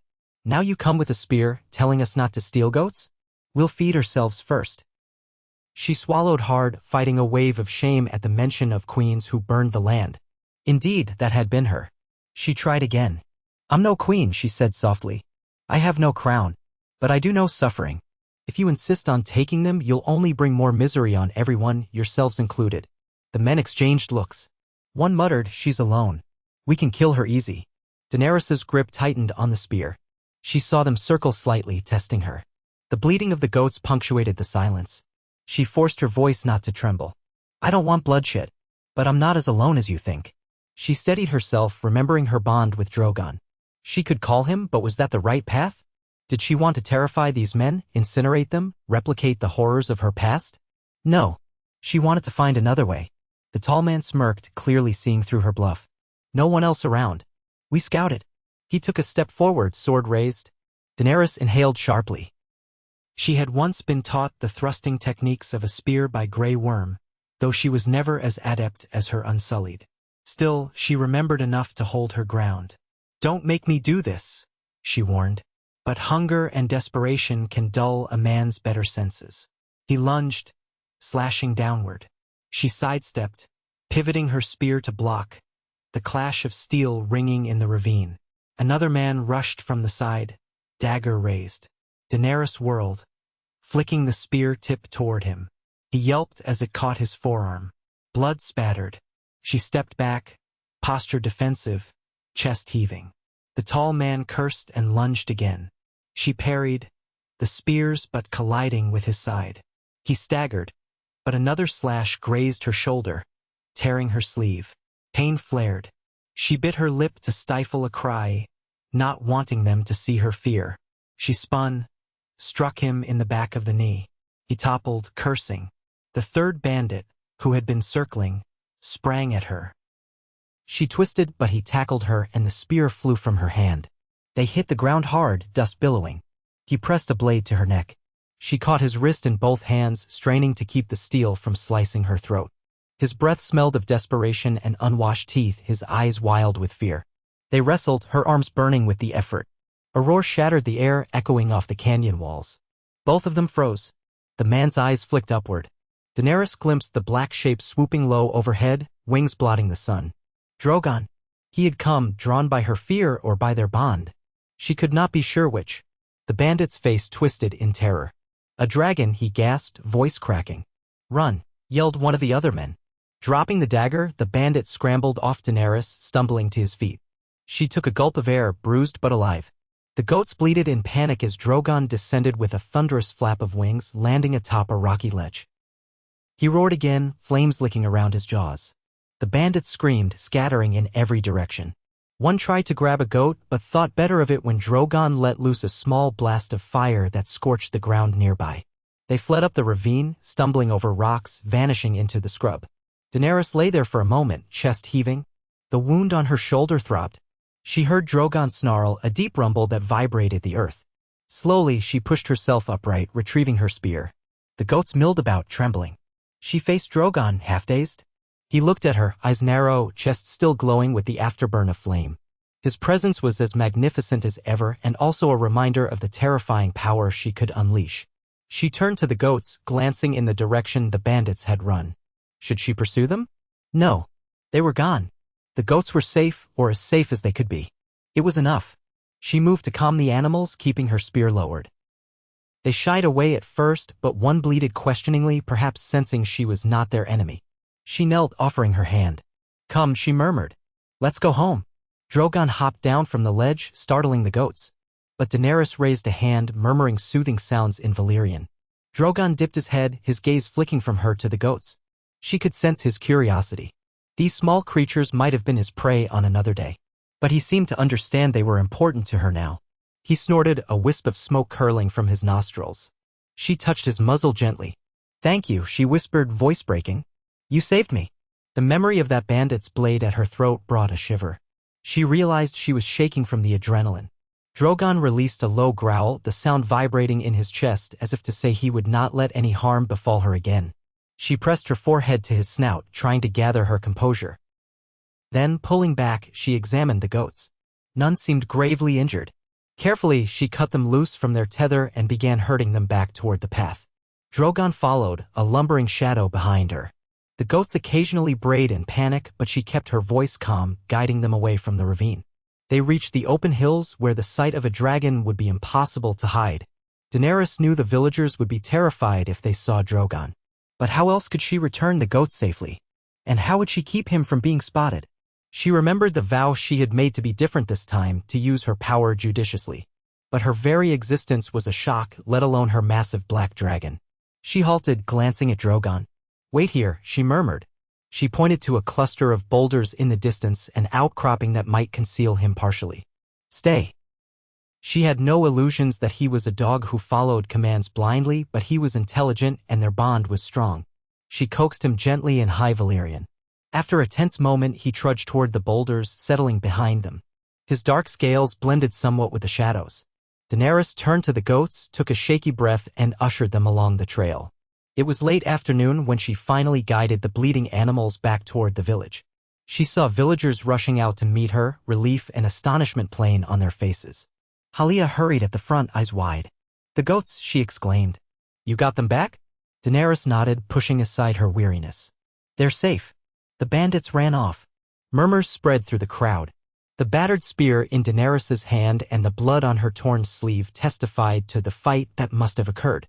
Halia reached out, touching Daenerys's shoulder gently. "You're hurt," she said, alarmed. Daenerys winced. "It's just a scratch." She felt the pain radiating. "I'll clean it. Don't worry." Her gaze flicked behind her, scanning the horizon to ensure Drogon was well hidden. She saw no sign of him. A tightness in her chest eased. The older farmers took hold of the goats, checking them for injuries. The animals were soon corralled again, their bleating echoing across the pasture.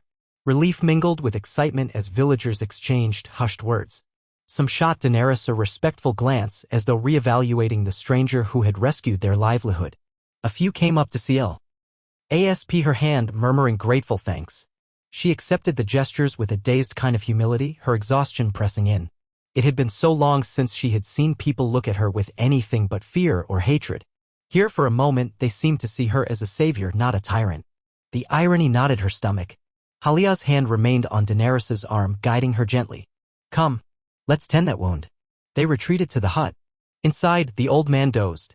The children peeked around corners, enthralled. Halia brewed a small pot of hot water and helped Daenerys remove her tattered shirt, mindful of her modesty, though Daenerys was used to Dothraki customs. The cut on her shoulder stung, a shallow slice that had bled more than she realized. Halia cleaned it carefully with a cloth dipped in steaming water.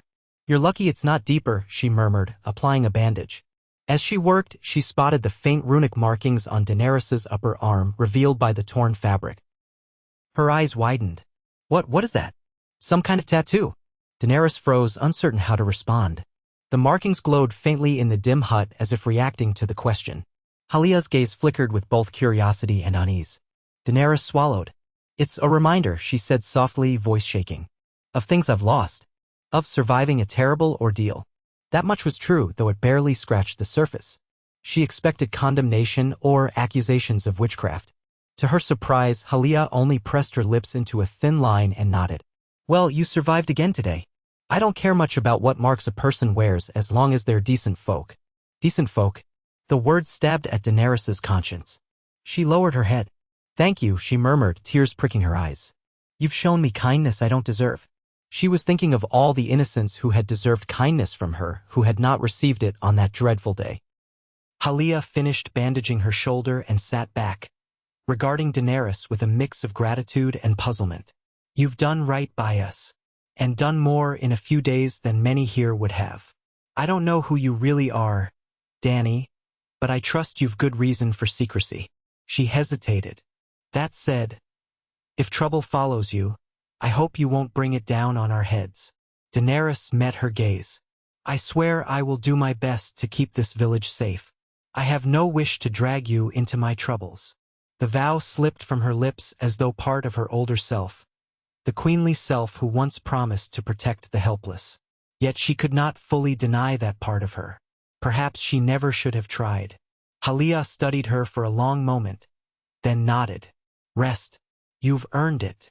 That evening, the villagers prepared a modest feast in Daenerys's honor. Nothing grand, but enough to convey their gratitude. They roasted one of the older goats that had broken a leg some weeks back, and thus would not have survived winter, supplemented with some foraged greens and the last of the barley bread. Daenerys sat on a wooden stump outside the largest hut, the crackling firelight dancing across her features. She watched the flicker of flames and remembered how once, at the height of her power, an entire city might have turned out to celebrate her victories. Now, she was content with the simple thanks of these few souls. It felt more genuine, more precious, than any grand triumph with horns and banners. Night deepened. The sky above was clear, stars glittering like shards of ice. Children dozed in their mothers' laps, lulled by the warmth of the fire. A fiddler began to play a soft tune, the strings plaintive in the hush. Daenerys sipped a mug of weak ale, tasting its bitter tang. She was bone-tired, her shoulder aching, but an odd calm settled over her. She felt as though she had stepped into someone else's life, far removed from the Iron Throne and the chaos of war. Maybe this was the world she had once sworn to protect. Maybe this was a corner of Westeros that had never seen her dragons overhead, had never heard the bells ringing in terror. As the tune ended, a hush fell. One of the farmers stood, clearing his throat. "We owe you a debt, stranger," he said, his voice gruff but respectful. "You saved our goats, which means you saved many of us. We have little enough to give, but if you'll stay among us, you'll never go hungry." There was a murmur of agreement. Daenerys glanced around at the nodding faces and felt her heart twist. How she yearned for the simplicity of such an offer, to live out her days in quiet labor, atoning for her sins through honest work. But deep down, she knew that fate would not leave her in peace. She carried a name, a legacy, and a dragon that could not be hidden forever. In the end, she would have to face the realm once more, for good or ill. She could not remain in obscurity while the world turned. She would not be content to hide away after all she had done and all she had hoped to do. She found her voice, forced a tremulous smile. "You honor me," she said. "I will never forget your kindness. But I won't stay forever. There are others who need me, and I have a duty if only to make amends." She stopped, realizing she was confessing more than she intended. The villagers only nodded, some perplexed, some resigned. They sensed she was a wanderer with deeper burdens than they could fathom. That night, Daenerys lay awake in the hut, listening to Halia's father cough quietly. He had improved slightly with the poultices, but it was clear his disease was chronic. She thought of him, of Halia, of the children, and wondered how many thousands of others lived like this across Westeros, scraping by, haunted by the memory of war, struggling to rebuild. She had once declared she would break the wheel so that no one would be subject to tyranny again. She had broken many things, but the wheel kept turning, crushing small folk like these under its weight. Now there was a new king, one rumored to be wise and gentle, yet Daenerys was not naive. Power corrupted or twisted even the noblest intentions, or else shaped them in ways that wrought unforeseen consequences. She had learned that lesson bitterly. Days passed. Daenerys's shoulder healed enough that she could move without constant pain, though she was careful not to strain it. She made regular forays beyond the village, sometimes to hunt small game with a borrowed bow, sometimes just to sense Drogon's presence. He remained distant but watchful, hidden among the hills. She climbed a certain ridge each day, scanning the sky, calling softly in Valyrian. Eventually he would appear, gliding overhead, letting out a rumble of greeting. Sometimes he landed, letting her approach and stroke his scales. She noticed that his reptilian eyes reflected a kind of concern, as if he sensed her lingering turmoil. She would press her forehead against him, whispering soon, though she did not fully know what she meant by that. Perhaps soon she would leave, soon she would attempt to re-enter the world that had abandoned her memory. She felt as though she was mustering courage for a final leap into the unknown. Her decision crystallized one morning when a merchant caravan passed through the village, seeking to trade pots and tools for grain. The merchant was a loquacious man with a pock-scarred face who loved to spin tales of the road. Daenerys listened quietly as he regaled the villagers with stories of King's Landing, of how the Red Keep was being rebuilt, how the new king rarely left the castle, how the city slowly repopulated after the war, and how certain lords from the west and the Reach had begun jostling for influence, testing the new monarchy's resolve. He also mentioned rumors that the queen in the north had closed her borders, focusing on her people's welfare, refusing to meddle in southern politics. The merchant's voice turned dramatic. "They say the Dragon Queen was laid to rest by her last dragon in some secret place," he declared. "If you believe the whispers, that black beast still roams the skies now and then, sighted in the far east." Daenerys felt the villagers' eyes drift her way, but none made the connection. She feigned disinterest. The merchant continued, "Word is, if anyone sees that dragon, they best run. The Targaryens brought only death to King's Landing. He shrugged.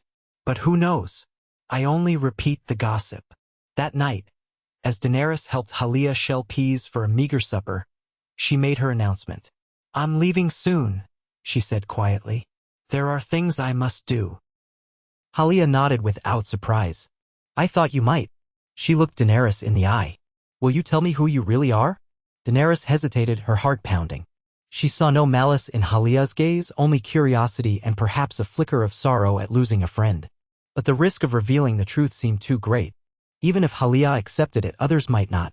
Daenerys lowered her gaze. I'm just someone who must atone for past sins, she whispered.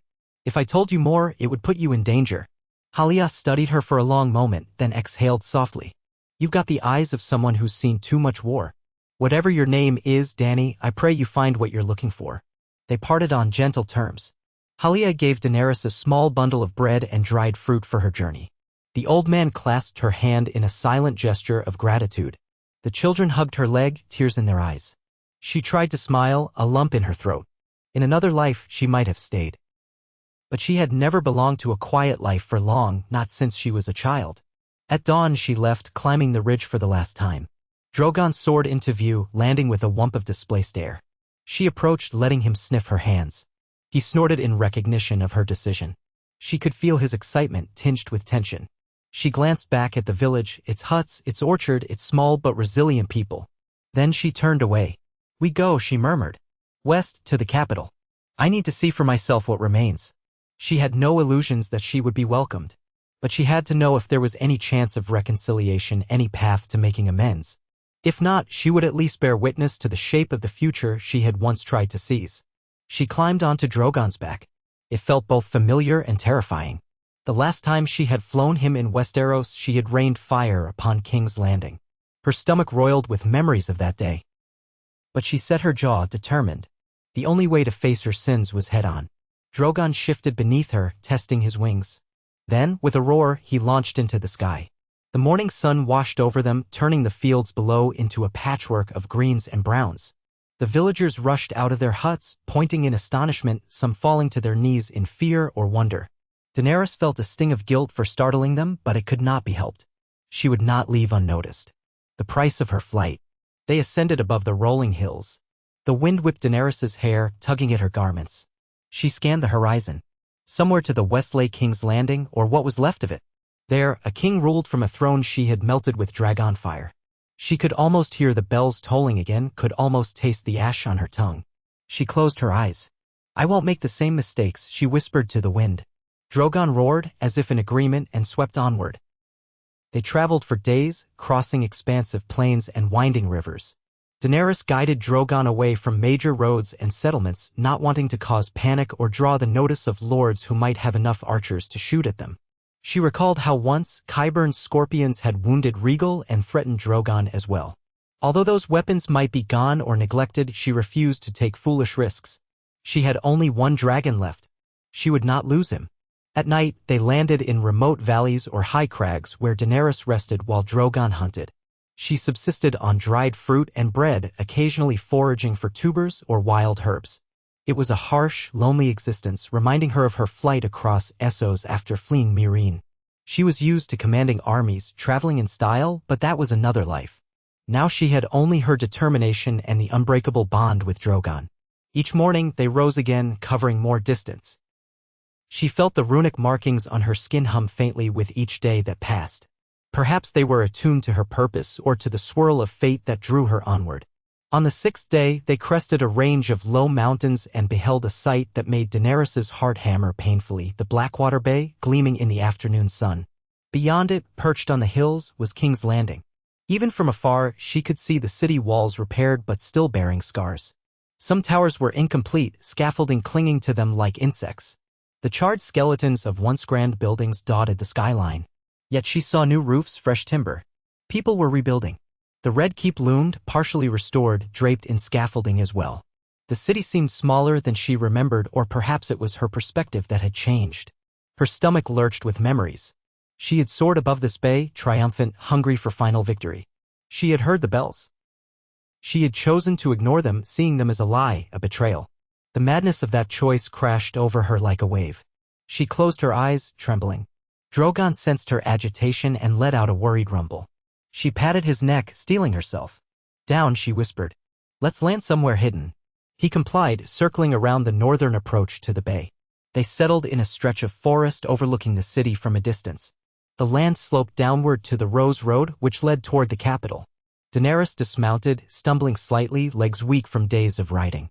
She let out a shaky breath. In the distance, she saw ships coming and going from the harbor, smoke rising from 100 chimneys. Life went on even after her destructive conquest. She knew she couldn't simply fly Drogon over the city, not if she wanted any chance of peaceful contact. They would meet her with scorpions or catapults or whatever new defenses the hand of the king had mustered. And she did not want more bloodshed. If she wished to show contrition, she had to approach in a manner that allowed dialogue, not terror. She turned to Drogon, stroking his snout. You must remain hidden, she said softly. At least until I see if there is a path to something. I can't ask you to leave me, but perhaps you can keep your distance, watch from above. I don't know what they'll do if they see you. Drogon blinked, exhaling smoke. She felt his reluctance and confusion. I promise I won't let them hurt me, she whispered, though she was far from certain she could keep that promise. For all she knew, the city's defenders might seize and imprison her on sight or kill her. She tightened her jaw. If that was her fate, so be it. She could no longer hide from accountability. She spent a restless night in that wooded area. Drogon brought down a stag, devouring it with savage efficiency. He offered her the remains, but she declined, lacking the will to roast fresh meat. Instead, she nibbled her diminishing supply of dried fruit, focusing on preparing for whatever lay ahead. Dawn broke in pale hues of pink and gold across the bay. She and Drogon gazed at the city's outline through the morning mist. It's time, she said. They flew closer, skirting the outskirts of the forest until they were within a league of the gates. Daenerys dismounted and stood in a clearing, her heart pounding as she faced Drogon. She placed her hands on either side of his great jaw, meeting his golden gaze. Stay near, but unseen, she whispered in Valyrian. If I call, come to me. She repeated it, hoping he understood. He let out a low rumble, pressing his head gently to her chest. She buried her face against his scales, tears slipping free. It felt like a farewell, though she prayed it would not be final. With that, Drogon sprang skyward, climbing into the clouds. Daenerys watched him disappear, a dark silhouette against the morning sun. She wiped her cheeks, took a steadying breath. Then she began walking. The roads here were more traveled, and within an hour she found herself among travelers heading toward King's Landing, farmers driving carts of vegetables, a small party of merchants on foot, a few pilgrims heading to some shrine. No one spared her more than a passing glance, though a couple stared at her hair. Her clothes were worn, dusty from travel, and she kept her arms covered to hide the runic markings. She blended in as best she could, her steps slow, her mind swirling with tension. Soon, they neared the massive gates of the city. She saw the ramparts above, guards on watch. Banners of the new monarchy fluttered, a simple house stark dire wolf in some cases, though others displayed the crown tree emblem rumored to represent King Bran. The gate was crowded with incoming traffic. Guards in plain steel armor with the city's insignia stood by, checking wagons, collecting tolls. The walls bore fresh mortar in places, large sections clearly rebuilt. She remembered them blackened by Drogon's flame, how she had soared overhead in an unstoppable fury. A wave of nausea rolled through her. She queued behind a line of carts. When it was her turn, a bored guard held out his hand. 2 copper if you want to enter the city, he said. Daenerys realized with a chill that she had no coin. She had not considered the toll. She fumbled, cheeks heating. The guard's eyes flicked over her, noting her ragged clothes. No coin? He asked, arching a brow. Before she could stammer an excuse, a kind-faced older merchant behind her stepped forward. I'll cover her toll, he said quietly, pressing 2 copper coins into the guard's palm. She's my cousin's child. He gave Daenerys a small nod and wink as though telling her not to fret. The guard shrugged. Fine. Go on. He waved her through. Daenerys shot the merchant a grateful glance, unsure why he had helped. Perhaps he pitied her. Or perhaps he simply recognized desperation in her eyes. She muttered a soft thanks before stepping under the colossal archway. The moment she crossed the threshold, her heart pounded so violently she thought she might faint. She was inside King's Landing, the city she had conquered and destroyed in one cataclysmic day. Now she walked as a nameless, penniless traveler among a throng of common folk. The city smelled of sweat, sewage, and cooking fires. the same as before, though less pungent than the days after the sack, when corpses still littered the streets. Now people bustled about, shops hawking wares, children racing through alleyways. Life returned, ignoring the ghosts of the past. Many buildings were newly constructed, their timbers bright. Others were still ruins, blackened husks left as a grim reminder. Daenerys's stomach churned to see the devastation. She wanted to collapse in shame and grief, but forced herself to continue. She had to see the Red Keep to know its condition, to sense the seat of power in this new era. Perhaps then she might find a chance to approach someone, Tyrion, if he still served his hand. She kept her head down, mingling with the flow of bodies in the street. She passed a memorial near the center of the city, a broad courtyard once filled with market stalls. Now a rough stone monument stood, inscribed with the names of those who perished in the fire and rubble. Flowers and tokens lay at its base. People knelt, praying or weeping. Daenerys's throat closed up. She recognized none of the names, yet felt responsible for all of them. Tears blurred her vision. She wanted to kneel too, to beg their forgiveness, but she feared causing a scene. She pressed on, her heart heavy with each step. The approach to the Red Keep was partially blocked by scaffolding and stacks of stone. Masons and laborers toiled, rebuilding walls and towers. Guards stood at intervals, wearing tabards emblazoned with the royal sigil, again, that stylized tree with a crown. The gates leading inside the keep's courtyard were open but heavily guarded.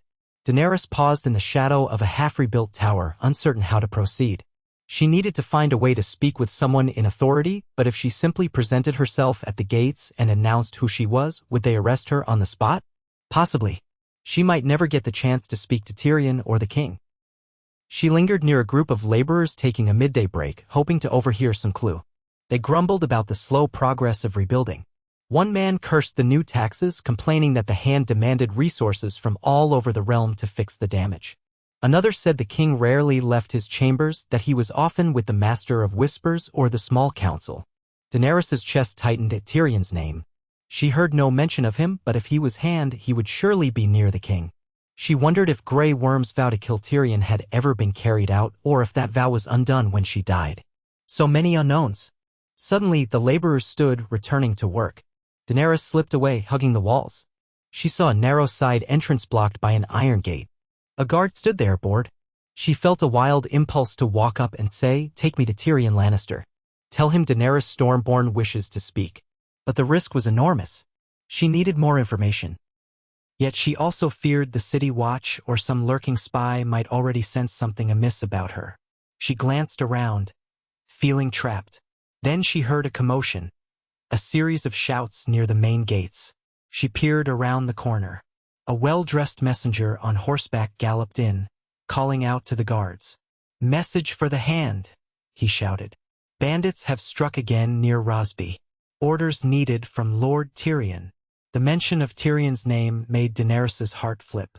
So Tyrion did live, still serving his hand. She had guessed as much, but confirmation brought a flood of emotion. Relief, shame, fear.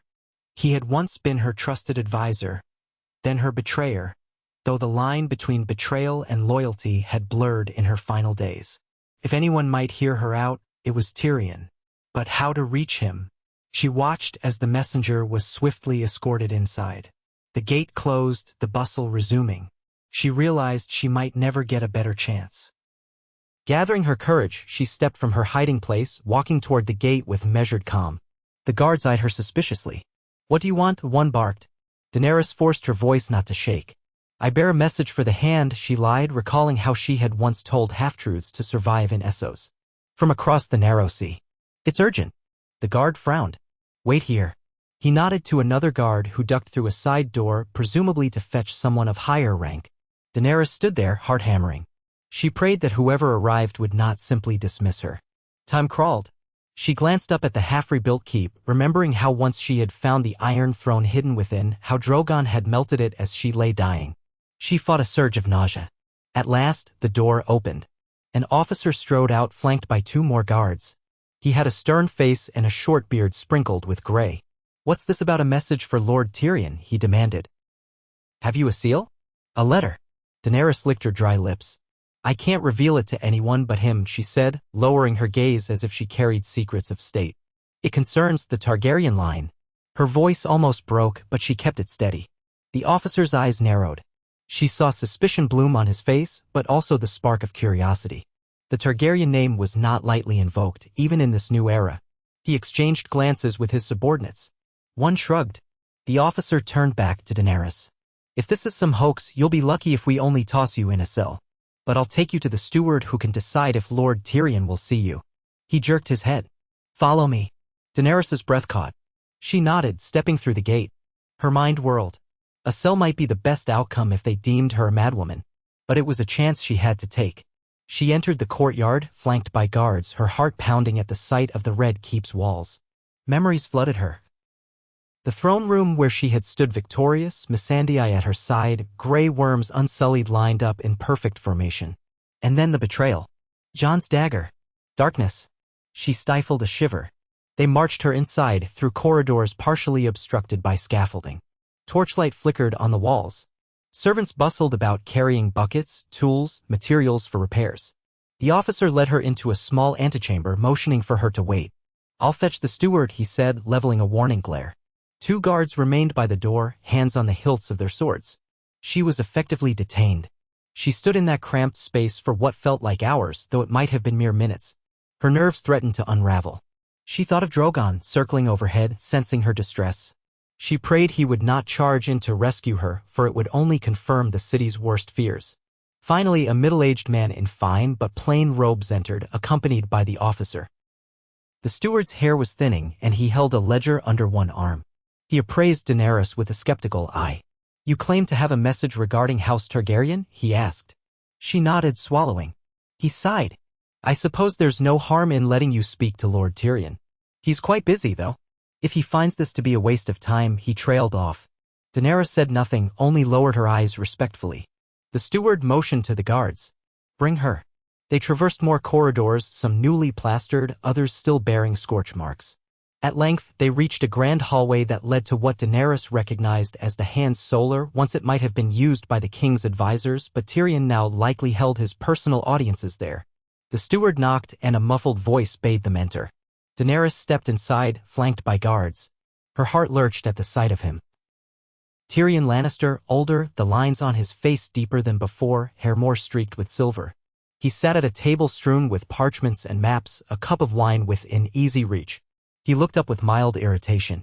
What is it? He asked, then froze as his eyes fell upon Daenerys. They stared at each other, the air in the room charged. Tyrion's face went pale, his mouth opening and closing soundlessly. The guards glanced at one another, confused. The steward cleared his throat. My lord, she says she carries a message about the Targaryen line. She insisted on seeing you personally. Tyrion was silent for a long moment, his expression ashen. Then, with a subtle gesture, he dismissed the steward and the officer. Leave us, he said quietly to the guards. They hesitated. I said leave, he repeated more sharply. They stepped out, closing the door behind them. In the hush that followed, Daenerys felt her heart pounding so loudly she was sure Tyrion could hear it. He rose from his chair, crossing the room in halting steps. His eyes were wide with disbelief, or perhaps horror. Impossible, he breathed. I saw you. I saw you dead. He circled Daenerys, as if expecting her to vanish.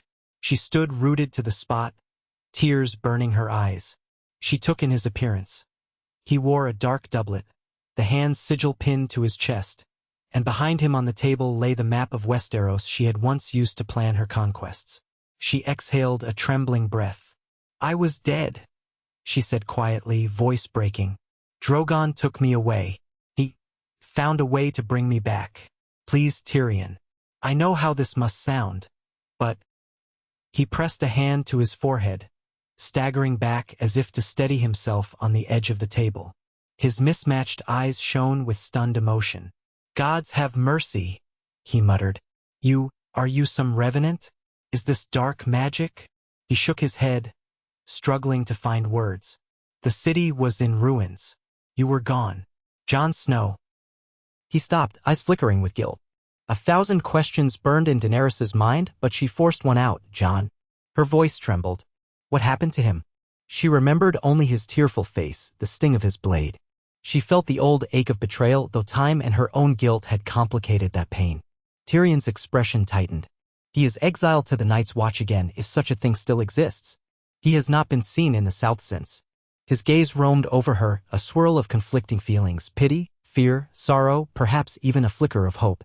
Daenerys, he said, voice hushed. Is it truly you?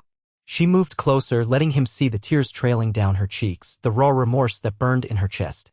She extended her arm, pushing up the sleeve to reveal the faintly glowing runic lines. I crossed a realm beyond death, she whispered, guided by Drogon, saved by a power I barely understand. I did not come here to claim a throne. I seek to atone for all that I did. Her voice broke on the last words, the memories of King's Landing's destruction roiling in her mind. Tyrion stared at the runes, his mouth set in a grim line. 7 hells, he murmured.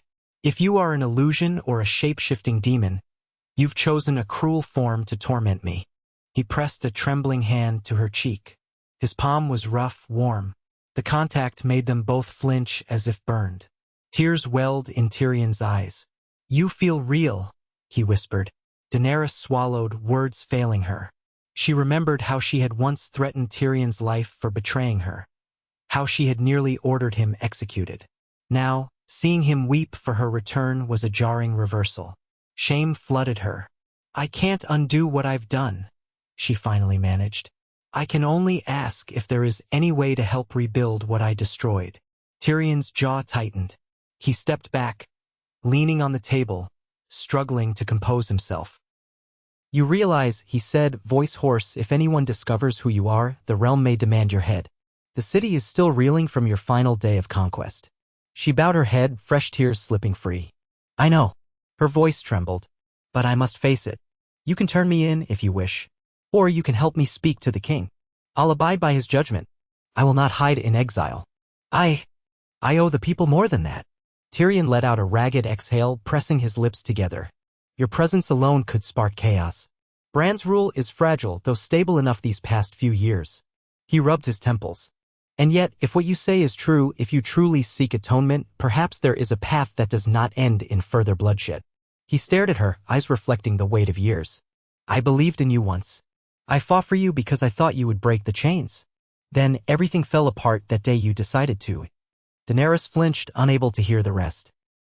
I was lost in grief and rage, she rasped. I let vengeance consume me. I will regret it until my final breath. She took a trembling step forward. Help me, Tyrion. If there is any chance at redemption, even if it ends with my life forfeit, I have to try. A thick silence gripped them, broken only by the distant sounds of the keep's reconstruction. Finally, Tyrion closed his eyes, nodding as though making a decision. All right, he said softly.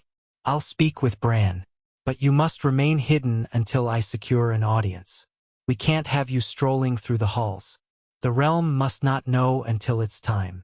She swallowed back a sob of relief. Thank you. His face was grave. I'm not doing this out of kindness alone. If the king decides you must face trial, I will uphold that verdict. I can't protect you from justice, but I will ensure you have a fair hearing, if such a thing exists. She accepted that condition without protest. Fair enough. He beckoned her to follow him through a side door.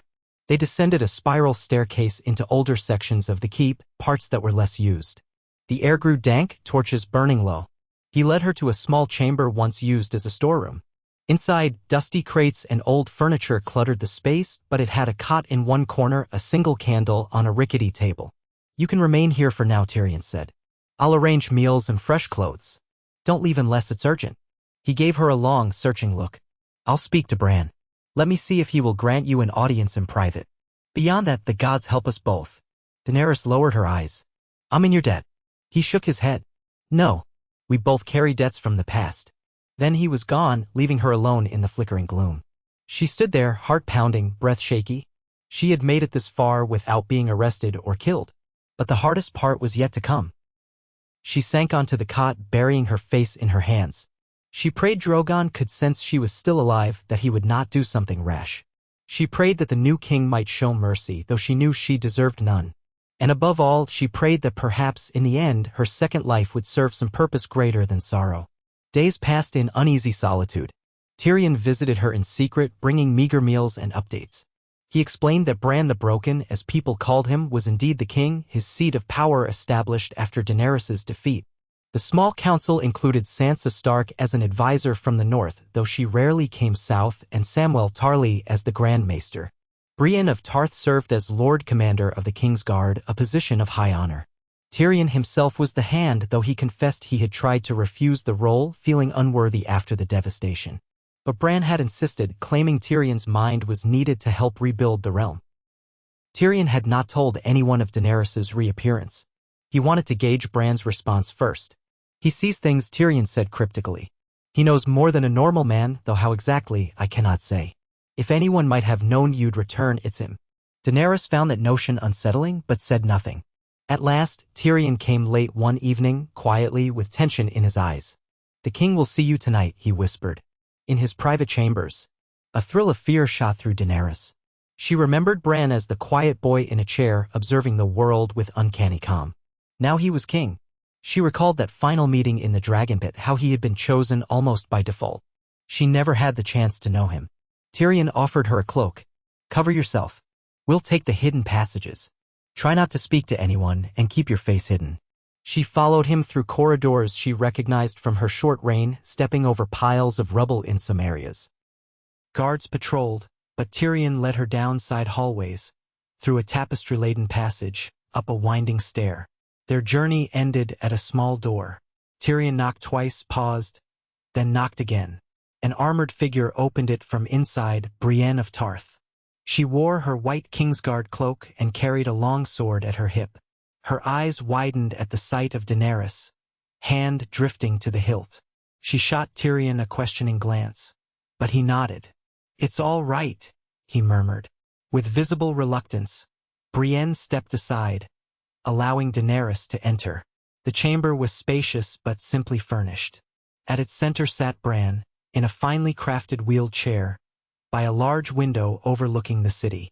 He turned his head slowly to regard Daenerys. She lowered her hood, trembling. Brienne stood by the door, stoic and uneasy, while Tyrion hovered behind her. Bran's gaze was distant, as if he saw both her and something far beyond her. Finally, he said softly, "You have come a long way." His voice was gentle, lacking accusation but also lacking warmth. Daenerys wasn't sure what to make of it. She dropped to one knee, bowing her head. "Your Grace," she managed. She was not used to kneeling, but she had promised herself she would accept the realm's judgment. Bran studied her for a long moment. "Rise," he said. She obeyed, clasping her hands in front of her to hide their trembling. Bran's pale eyes fixed on her, and she felt as if he were reading her thoughts like pages in a book. "I saw Drogon carry your body away," he said, matter of fact. "I knew there was a chance you might return one day. The threads of fate around you were tangled." Tyrion exhaled softly. "Then you're not surprised." Bran's voice was calm. "I am neither surprised nor unsurprised. I see many possibilities, and this is one that has come to pass." He turned fully to Daenerys. "You burned King's Landing," he said, not as an accusation, but as a statement of fact. "Thousands died." Daenerys' eyes filled with tears. "I did," she whispered. "I cannot undo it. I regret it with every breath." She sank her head. "I came here to face judgment or to help if that is still allowed. I have no throne to claim. I only wish to atone in whatever way I can." Brienne shifted uncomfortably, clearly wrestling with the memory of that horrific day. Tyrion's face was grave. Bran's gaze remained unfathomable. "The realm has moved on," he said softly. "But the wounds are deep. The people recall the terror of the Dragon Queen. They have built a new peace, though it is fragile." Daenerys' voice quaked. "Then I will leave if that is best. Live in exile or face execution if that is what you decree. I only beg that you allow me to do something, anything, to heal the scars I caused before I depart this world." A profound silence followed. Brienne looked to Bran, eyebrows drawn. Tyrion waited, hardly daring to breathe. Bran at last spoke. "Killing you will not bring the dead back," he said quietly. "Nor will it help the realm now. If word spreads that you live, some might flock to your banner again, hoping to restore the Targaryen line. Others will call for your death, seeing you as a threat to the crown. War could follow. He paused, as if lost in thought. Yet you claim you wish no crown, only to serve. Daenerys nodded, tears slipping down her cheeks. I swear it. My dragons, my armies, my ambition. I lost them all. I want only to make amends. She felt the runes beneath her sleeves pulse with warmth, reminding her of the vow she had made before the crucible. Bran's face remained impassive, but his next words sent a tremor through the room. Then you shall serve, quietly, without title or fanfare. The realm needs healing. You will help rebuild what you destroyed. Guide the city's poor and the war's orphans. Use your knowledge of governance to assist in restoring order. But you will do so from the shadows. If you prove your sincerity, in time, perhaps the people might accept you once more. His gaze flickered. Or perhaps not. That choice is theirs. The final justice of the realm belongs to its people. Daenerys couldn't breathe for a moment. She had expected imprisonment or death, not this. She sank to her knees once again, sobbing openly. Thank you, she managed. I will do whatever you command. Bran inclined his head.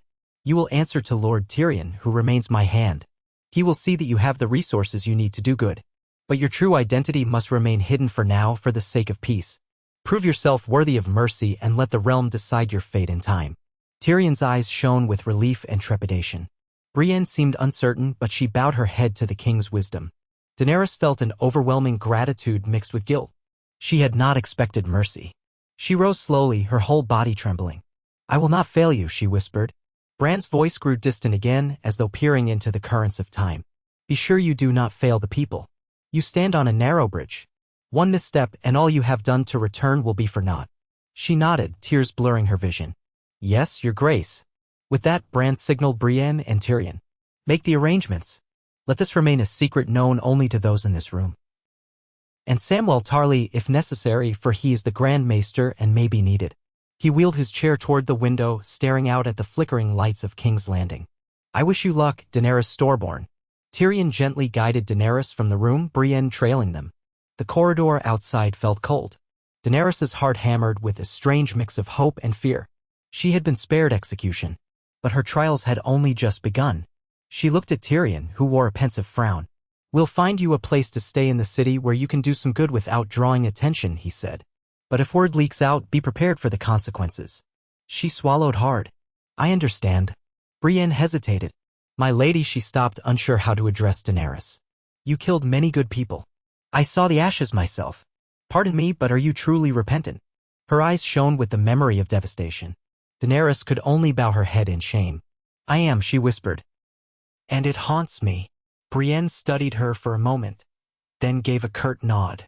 Then let us hope your deeds moving forward prove it. They parted ways. Tyrion led Daenerys through back corridors to the storeroom that had been her makeshift lodging. He left her there, promising he would return soon with a plan. She sank onto the cot, numb with relief and terror at the path ahead. She thought of Drogon waiting outside the city. What would she tell him? And how would she carry out this strange new life? In the days that followed, Tyrion arranged for a quiet lodging in Flea Bottom, a cramped but private room above a small apothecary. The apothecary was an elderly woman who owed Tyrion a favor from some past arrangement. She knew only that Daenerys was an exile of some sort, tasked with charitable work by the Hand's orders. She asked no further questions, content to have her rent paid. Daenerys spent her days walking the charred neighborhoods still under repair, wearing a plain cloak, her hair covered by a scarf. She offered assistance in the soup kitchens funded by the Crown for war orphans, aided in distributing bread to the starving. She listened to the people's stories about how the Dragon Queen had brought terror from the sky. She wept quietly at night, hearing the bitterness in their voices. Some blamed the Lannisters, some blamed the Targaryens, but all had lost family or friends. Occasionally, Tyrion visited her in secret, bringing updates or small assignments, a request to help coordinate a supply route or to speak with certain refugees and ensure they received aid. She used her knowledge of logistics and governance, skills honed in Meereen, to organize relief efforts. Under a false name, she began to earn the trust of local leaders who appreciated her efficiency and empathy. They did not suspect she was the famed Dragon Queen, her hair once so distinctive. She dyed a dull brown with herbs, and the runic marks she concealed under long sleeves. Only Tyrion and Samwell Tarly, whom Tyrion eventually brought into the secret, knew her identity. Sam was astonished and afraid, but he saw the sincerity in her regret. He agreed to remain silent, occasionally providing her with references to healing lore or city management. She came to respect him even more, grateful for his kindness. Through Sam, she learned that Jon Snow had not been heard from in years, presumably staying in the far north. A pang of sorrow lingered whenever she thought of Jon, but she forced herself not to dwell on that betrayal. The living demanded her attention now. Over time, rumors of a mysterious benefactor in Flea Bottom spread among the poor. Some whispered she was a fallen lady. Some claimed she was an agent of the Hand. No one guessed the truth. Daenerys quietly worked day by day, distributing supplies, mediating disputes, petitioning Tyrion for more resources in her capacity as an advisor. She never boasted or claimed credit. She simply worked to mend what she had torn asunder. And in the evenings, she slipped away to the city walls, found a quiet stretch of battlements, and looked out at the sky, calling softly to Drogon. Sometimes she spied a black shape far off, circling. She felt their bond thrumming across the distance. She ached to fly with him again, but for now she kept her vow not to incite fear. Months passed in this manner. The city continued its slow repair, new houses sprouting in place of the old. The people whispered of the king's new policies, praising the increased fairness and the distribution of aid. Many attributed the success to Tyrion's administrative skill, not realizing Daenerys's invisible hand shaped much of it behind the scenes. She did not mind. She felt a curious contentment in anonymity, a sense that she was healing a part of her soul each time she gave water to a thirsty child or soothed a traumatized family. But not all was peaceful. Some radical groups decried the crown's leniency, complaining about the taxes raised to finance the rebuilding. There were rumors of lords who despised Bran's kingship, muttering that a cripple had no right to rule. Others scorned Tyrion's leadership, recalling his Lannister heritage and blaming him for past sins. Tensions simmered. Daenerys heard mention of a certain lord who circulated pamphlets calling for a return to a strong monarchy, someone rumored to have once supported the Targaryen restoration. She felt a knot of fear. If that faction discovered she was alive, would they rally around her, plunge the realm into civil war? She confided her worries to Tyrion in a low-voiced conversation in her cramped lodging one evening. He nodded gravely. "That is precisely why you must remain hidden," he said. "Bran is trying to guide the realm to a more stable future with a council of lords rather than absolute monarchy. The last thing we need is a rumor that the Dragon Queen is out there, seeking to reclaim the throne." Daenerys bowed her head. "I understand." But she also felt the stir of doubt. Would the realm ever accept her penance if she remained a ghost in the shadows? The months turned into a year. Daenerys found solace in small victories. A new orphanage opened, a charred street rebuilt, a family reunited. The city's hostility toward the memory of the Dragon Queen gradually softened, replaced by an unspoken fatigue. People wanted to move on, though the scars would never fully vanish. Daenerys accepted that her atonement might be a lifelong endeavor, that perhaps the realm would never know she had tried to make amends, and that was acceptable if it spared them further suffering. One late afternoon, as she stood by the docks, overseeing the distribution of grain to incoming refugees, she felt a sudden change in the air. A hush spread among the crowd. She turned to see people craning their necks, pointing at the sky. Daenerys's heart seized. A dark shape swooped overhead, letting out a distant roar. Drogon. He soared above the bay, clearly visible to the entire city. Gasps and shrieks rose from the people. Guards rushed to vantage points, alarmed. The staccato ring of warning bells began. Daenerys paled. Why had Drogon come so close? Was he searching for her, or had something driven him here? Before she could intervene, a volley of arrows shot skyward from the harbor's defenses, small ballista newly installed in case of threats from pirates. Daenerys's heart lurched in horror. Drogon roared, banking away, smoke trailing from his maw. Panic gripped the crowd. People screamed, running in all directions. The city's old terror of dragons flared like dry tinder. Daenerys acted on instinct. She rushed to the nearest guard station, her hood falling away, hair dyed but partially grown out. "Stop," she shouted. "Hold your fire."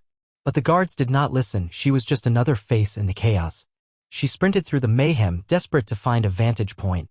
She scrambled up a wooden stair to a small watchtower by the docks.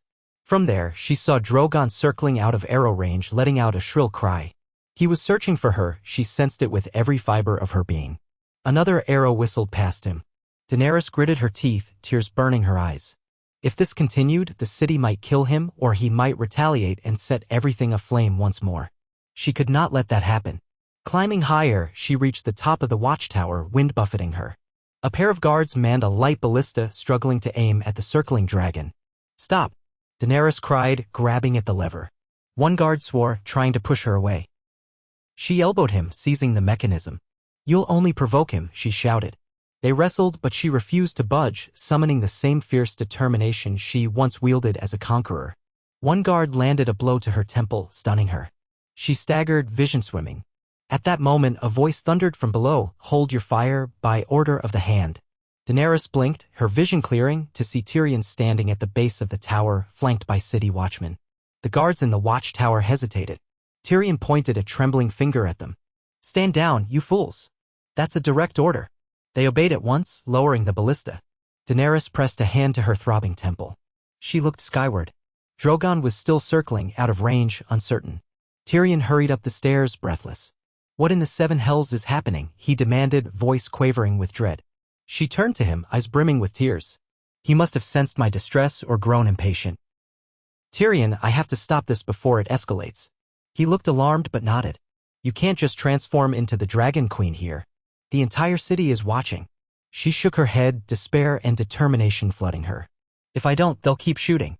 Or he'll burn them. It would be King's Landing all over again. I can't let that happen." Her voice choked with emotion. "Let me try. Give the order. No one is to fire unless he attacks." She stared at him, pleading. Tyrion pressed his lips together, then waved at the guards. "Spread the word," he commanded. "All units are to cease fire unless the dragon attacks directly." The city watch scrambled to relay his orders. Meanwhile, Daenerys climbed onto the edge of the watchtower's platform, ignoring Tyrion's cry of warning. The wind whipped her hair, the sunlight reflecting off the water. She drew a deep breath, then bellowed in high Valyrian, "Drogon. To me." Her voice rang out across the bay. The crowd below gasped. Drogon let out a deafening roar, swooping closer. Daenerys' heart threatened to burst. The city watched, trembling as the black dragon descended, swirling dust in a massive gust of wind. Soldiers rushed forward but halted at Tyrion's frantic signals not to attack. People shrieked, cowering behind crates and stalls. Daenerys locked eyes with her child of flame, feeling their bond. He landed with a thunderous impact on the quay. Stones cracked beneath his claws. Smoke curled from his nostrils. She wasted no time. She leapt from the tower's ledge, landing as gracefully as she could manage on the platform below, and sprinted through the chaos to Drogon. Guards stared, stunned, as she threw aside her hood. Her hair was a patchwork of dyed strands and her natural silver, her face streaked with sweat and tears. "Drogon," she cried, pressing her hands to his scaled neck. He exhaled a hot breath, shimmering with inner fire. The heat washed over her, comforting despite its fury. She turned to the city, raising her hands in the universal gesture of peace. "He won't hurt you," she shouted, voice hoarse. "He won't." Murmurs rippled through the crowd. Some recognized her, or thought they did. Fear, hatred, confusion burned in their eyes. The city watch fidgeted, torn between their orders and their terror. Tyrion approached slowly, arms raised, shouting at the top of his lungs, "Stand down. Do not attack." Drogon stretched his wings, letting out a final roar that rattled windows. Then he subsided, lowering his head beside Daenerys. She rested her hand on his snout. All around them, tension crackled. At any moment, someone might launch a spear or arrow and blood would spill. She took a shaky breath and faced the terrified throng. "I know who you think I am," she called. "The Dragon Queen who destroyed the city. I am her. But I beg you to trust me, my dragon will not harm you now. I swear it on my life." Her voice echoed across the quay. Tyrion stood behind her, quietly instructing the watch to hold. Citizens gaped, uncertain. Daenerys' tears glistened in the sunlight. "If you must punish someone for the past, punish me. Not him. He is my child, and he has only followed my will." She stroked Drogon's scales, wincing at the memory of the day she'd unleashed him on the city. From the crowd, a few hurled angry shouts. "Murderer! She be ***ch. Burned my family." The words stung. Daenerys felt her cheeks flush with shame. She did not move, did not let go of Drogon, though each insult felt like a knife. This was the truth of her past. She had to face it. Guards parted as a figure pushed forward, a woman with half her face scarred by burns, hair cropped short. She pointed a trembling finger at Daenerys. You killed my daughter, she whispered, voice cracking with anguish. Burned her alive. Daenerys's eyes filled again with tears. She bowed her head. I am sorry, she said, her voice nearly drowned by the roaring in her ears. I can never repay that debt. The woman spat on the ground. You deserve to die. Daenerys nodded once, accepting the words. Others in the crowd took up the cry, cursing her name. She heard the wave of rage cresting, felt the flicker of fear that they might rush her. Drogon tensed, letting out a warning growl. She put a hand on his flank to steady him. No more burning, she thought desperately. No more violence. She turned to Tyrion, who looked horror-stricken at the swirling anger, unsure how to quell it. Just when it seemed the crowd might erupt in a riot, a weary voice called out, "The king's peace." Heads turned. It was a city watch captain, brandishing the sigil of the crown. Stand down in the name of King Bran. If the hand says she is under the crown's protection, so it must be. His words were shaky, but they carried authority. The watch took up the cry, forming a line between Daenerys and the crowd. Jeers and curses continued, but people held back, uncertain. Daenerys closed her eyes, her tears running freely. She had known this would happen if her secret came to light. But to witness such raw hatred made her ache with remorse. She turned again to the scarred woman, voice trembling. I know I cannot bring her back, she said. All I can do is spend whatever life I have left trying to make amends. If that is not enough, I understand. She forced out the words, throat burning. The woman stared at her, face twisted in grief. Then she turned away, stepping back into the crowd. A hush settled, broken only by scattered sobs and angry muttering. Tyrion placed a hand on Daenerys's shoulder, guiding her gently. We need to get you out of here before the situation worsens, he murmured. She nodded, numb with sorrow. Drogon snorted, ready to leap away, but she hesitated. Should she leave by air or remain on foot? A hail of small stones suddenly pelted the quay. A handful of furious onlookers had begun throwing whatever they could find. One stone struck Daenerys's arm. Another clanged off Drogon's scales. He snarled, rearing up, but she gripped his flank, whispering calming words. No, she said. Don't. She looked at Tyrion. We must go. Tyrion nodded, shouting orders at the watch. Secure the perimeter. Let them vent, but no one is to harm her. Guards pressed in to contain the crowd. Daenerys swung onto Drogon's back in one fluid motion, ignoring the jeers. She saw tears streaming down some faces, raw fury on others. She glimpsed orphans who stared at her with terror and confusion. The entire city seemed to hold its breath as she perched on her dragon. Then Drogon launched into the air with a whoosh of wind, scattering dust across the quay. Soldiers ducked, citizens screamed, and Daenerys soared upward, her cloak snapping behind her. She wept openly, the city blurring below. They circled once, high above the harbor. She looked down at King's Landing, rebuilding, battered, haunted. She had wanted to approach peacefully, to do good from the shadows, but Drogon's arrival had forced her into the open, shattering that fragile arrangement. Now the city knew the Dragon Queen was alive. She wondered what new storms this revelation would unleash. She pressed her cheek to Drogon's scales. Fly, she whispered. Away from here, but not too far. He roared softly, carrying her beyond the walls, out over the surrounding fields.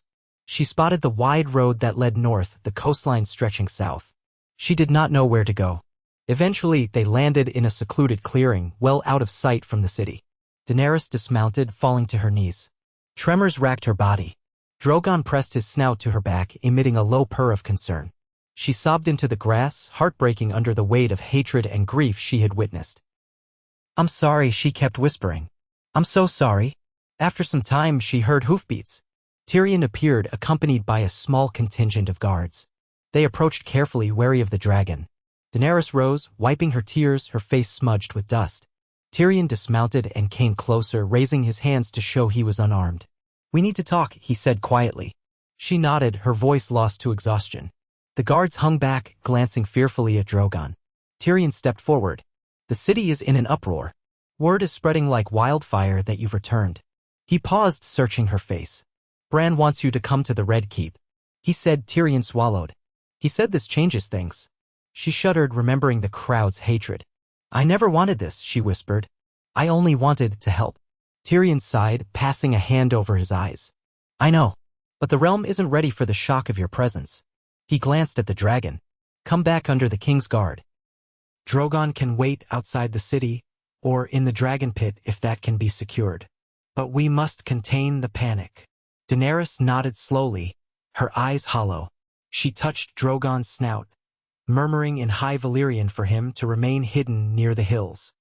He let out a reluctant growl, but she soothed him until he launched into the sky. The guards cowered. Daenerys stood there, cloak torn, face streaked with tears, awaiting Tyrion's guidance. They rode back to the city in tense silence, flanked by guards. The streets were abuzz with speculation and fear. The Watch cleared a path to the Red Keep. Citizens crowded the sidelines, hurling curses or simply staring in shocked awe as Daenerys passed. She kept her head bowed, longing to sink into the ground. Once inside the keep's gates, they hurried her to Bran's audience chamber, a larger space now that the throne room was still under partial reconstruction. Bran waited, along with several prominent council members, including Samwell Tarly in his Grand Maester robes and Brienne of Tarth in her Kingsguard armor. Varys was absent. Dead, Daenerys recalled, a pang of guilt for ordering his execution. Instead, a few new lords stood by, eyeing Daenerys with suspicion and alarm. Samwell's face was full of concern, and he seemed the only friendly presence in the room. Bran regarded Daenerys with the same inscrutable calm. "You have revealed yourself," he said softly. "Now the realm knows you live. They will demand a reckoning." Daenerys bowed her head, tears threatening again. "I didn't plan it." Drogon appeared. "The people attacked him. I had to stop them," her voice wavered. "I will submit to whatever you decide, Your Grace." He was silent for a long time. Then he looked to the council. "What say you? This woman was once queen by conquest until she destroyed the city. Now she has shown repentance, working quietly among the poor for nearly a year." He paused. Yet the realm's memory is not so short. One of the lords, a grizzled man in fine robes, stepped forward, anger in his eyes. "Majesty, my brother died in that fire. This is an insult to the dead, letting her live in secret. She must be punished." Mutters of agreement rose. Samwell spoke up, voice gentle but firm. "She has changed. I have seen her efforts, her willingness to atone. Is that not what the Seven teach? That redemption is possible." Another lord scoffed. "Her redemption will not bring back my nephew's wife and children." Tension flared. The council argued in hushed voices, aware that ultimate authority rested with Bran but determined to make their opinions known. Some called for execution, others for permanent exile, a few suggested imprisonment. Samwell and Tyrion tried to defend her, citing her months of service. Brienne stood silent, her expression pained. Bran raised a hand, silencing the debate. His gaze settled on Daenerys. "What do you believe is just?" he asked her, surprising everyone. She swallowed, throat tight. "I have no right to ask for mercy," she said softly. "I took many lives. If the people demand my head, I cannot protest." But she closed her eyes, fresh tears falling. "I beg you to let me keep helping rebuild in whatever capacity you deem fit until the city stands again. After that, if they still demand my death, I will surrender." A stunned hush followed. Samwell stared at her, tears in his own eyes. Tyrion looked torn between admiration and despair. Bran's face was unreadable. Eventually, he inclined his head. "Very well," he said quietly. "We shall abide by the will of the people. Let them see you work. Let them judge if your deeds match your remorse. If at the end of a year the city calls for your life, so be it." He glanced at the lords. "Is this compromise acceptable?" Some of the lords bristled, but they could not deny the king's wisdom in placing the final judgment with the people who suffered the most. Begrudgingly, they assented. The tension in the room remained thick, but the matter was decided. Daenerys felt a strange sense of calm acceptance settle over her. She would live for a year, serve as best she could, and then her fate would be sealed by the voice of the city. Bran waved a hand. "Tyrion, see that she is protected but not hidden. The realm must see who she is, and that she is not repeating the sins of the past. Samwell, keep record of her deeds. Let every act of atonement or failing be noted. In a year's time we convene. The people's verdict will be final." Daenerys sank to her knees, bowing her head. "Thank you, Your Grace." Tears slipped free, a mixture of sorrow, relief, and fear. For a fleeting instant, she wondered if living under such scrutiny would be worse than death.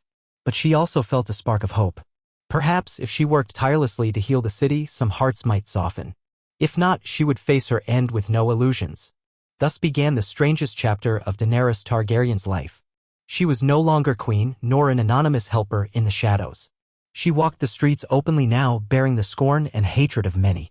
Guards accompanied her, both to prevent assassination and to ensure she did not flee. Everywhere she went, people gawked, spat, or shouted insults. Stones were thrown more than once, leaving bruises on her arms. But she persevered, helping rebuild homes, distributing food, organizing orphanages. When asked why she didn't simply burn them all again, she only bowed her head, accepting the abuse. "I deserve your anger," she would say quietly, "but I will never again choose fire and blood." Drogon remained near the city, though seldom appearing. Daenerys forbade him from flying above the walls unless she called. She visited him in a clearing outside the city, often in secret.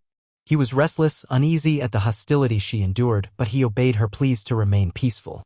She told him softly each time how she would endure whatever the city demanded for the sake of healing.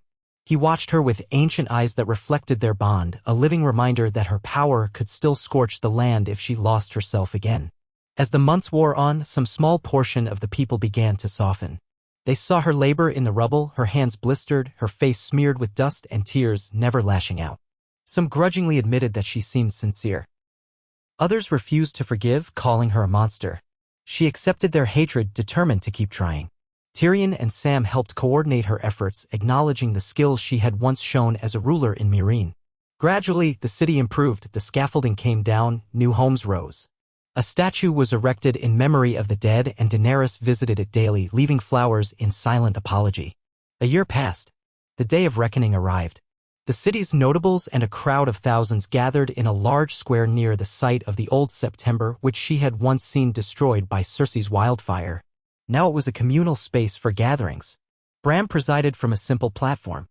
Tyrion, Sam, Brienne, and other council members stood by. Daenerys approached, flanked by guards, her head held high. The crowd murmured and shifted, tension thick in the air. She felt her heart hammer, knowing her fate was about to be decided. She had done all she could, each day, to show contrition and compassion. But was it enough? Bran raised a hand, calling for silence. He explained to the crowd that Daenerys Targaryen had returned from the dead, had labored to repair the damage she caused, and that this day was for the people to voice their final judgment, mercy or death. Gasps and low murmurs spread through the throng. Many already knew her story, but hearing it proclaimed so plainly made it real. Bran then opened the floor for testimony. Anyone who wished to speak, praise or condemn her, could do so. A line formed. People came forward, some cursing her for the loved ones they lost. Daenerys stood before them, tears rolling down her cheeks, offering heartfelt apologies, acknowledging their pain. Others tearfully recounted how she had helped them rebuild their home, how she had tended the sick, how she wept with survivors. The crowd shifted like a restless sea of anger and pity, love and hate. Daenerys felt raw, each testimony cutting her open anew. She did not argue, only listened, shoulders trembling. After hours of impassioned words, Bran called for a final vote by acclamation. Anyone who believed she should live must raise their voice, and likewise for those who believed she must die. Daenerys closed her eyes. The hush stretched, broken only by rustling and anxious breath. Then came a shout, "She must die!" Others echoed it. But soon voices cried, "Let her live!" The two sides clashed in roars of sound, a cacophony that rose to the heavens. For several agonizing moments, the city seemed evenly divided, each side outshouting the other. Tears coursed down Daenerys' face. She had known this was possible. She waited, trembling. A hush began to fall as the city watch organized the two factions, urging them to stand on opposite sides of the square. Tension crackled. Daenerys and everyone else watched, breath held. Slowly, it became clear that the side calling for her life to be spared was larger, albeit not overwhelmingly so. The city had seen her labors day after day. Some hearts had softened. Yet a formidable minority still demanded her blood. Bran raised his voice, addressing the crowd. "The majority calls for her to live, so be it. Daenerys Targaryen, the realm allows you to draw breath." A chorus of relieved cries broke out, mingled with outraged shouts from the dissenters. Bran held up a hand to quiet them. "However," he said, Let her remain bound to the cause of rebuilding, under the crown's supervision, to ensure she never again wields power unchecked. She shall not claim any royal title. She shall not sit upon any throne. She is an exile among us, a life spared by the people's mercy, living to serve rather than rule. Daenerys bowed her head, overwhelmed. She expected no throne, no crown. Life was mercy enough. She knelt in the dust before Bran, tears dripping onto the ground. She whispered thank you, her voice nearly lost in the din. She felt Tyrion's small hand on her shoulder, Sam's gentle presence nearby, Brienne's watchful gaze. She sensed the city's conflicted acceptance and realized that was the best she could hope for. She had not undone the horrors of the past, but she had planted seeds of redemption. Over time, perhaps those seeds would grow, though many would always see her as a monster. That night, Daenerys slipped out to the clearing where Drogon waited. She knelt beside him, pressing her forehead to his scales. We are free, she whispered, to serve, not to rule. She told him how she would remain in King's Landing, continuing the work of repair. She looked into his ancient eyes, worried he might yearn for flight, for open skies far from human scorn. But Drogon's gaze was steadfast. He accepted her choice. She realized that they would never again unleash conquest upon the land. Instead, they might become its protectors in times of dire need or stand as a reminder of the cost of unbridled power. She mounted Drogon, soaring into the night sky one last time, circling above the quiet city. Beneath them, thousands of lanterns glimmered among the rebuilt streets. She saw the scars of flame and war, patched but never fully erased, and felt the weight of her responsibility pressing on her heart. The wind whipped her hair, the city's lights reflecting in her tears. I will spend my life atoning, she whispered to the stars, to the souls lost in the fires of her wrath. And though you may never forgive me, I will keep trying. The city below did not answer. But somewhere in the hush of darkness, she sensed a fragile hope. She guided Drogon back to his clearing, dismounted, and embraced him. Then she returned to her humble lodging in Flea Bottom, where she would wake at dawn to continue the labor of rebuilding. She walked with quiet footsteps through streets that bore the echoes of her name, once cursed, sometimes pitied, occasionally, just occasionally spoken with cautious gratitude by those she had aided. So it was that Daenerys Targaryen lived out her days in the realm she once tried to conquer, a living testament to the power of both destruction and redemption, bound not by a crown of blades but by the humble vow to serve and atone. And while her heart remained scarred by the memories of what she had done, she found a measure of peace in the daily acts of kindness and the slow healing of a city she had once burned.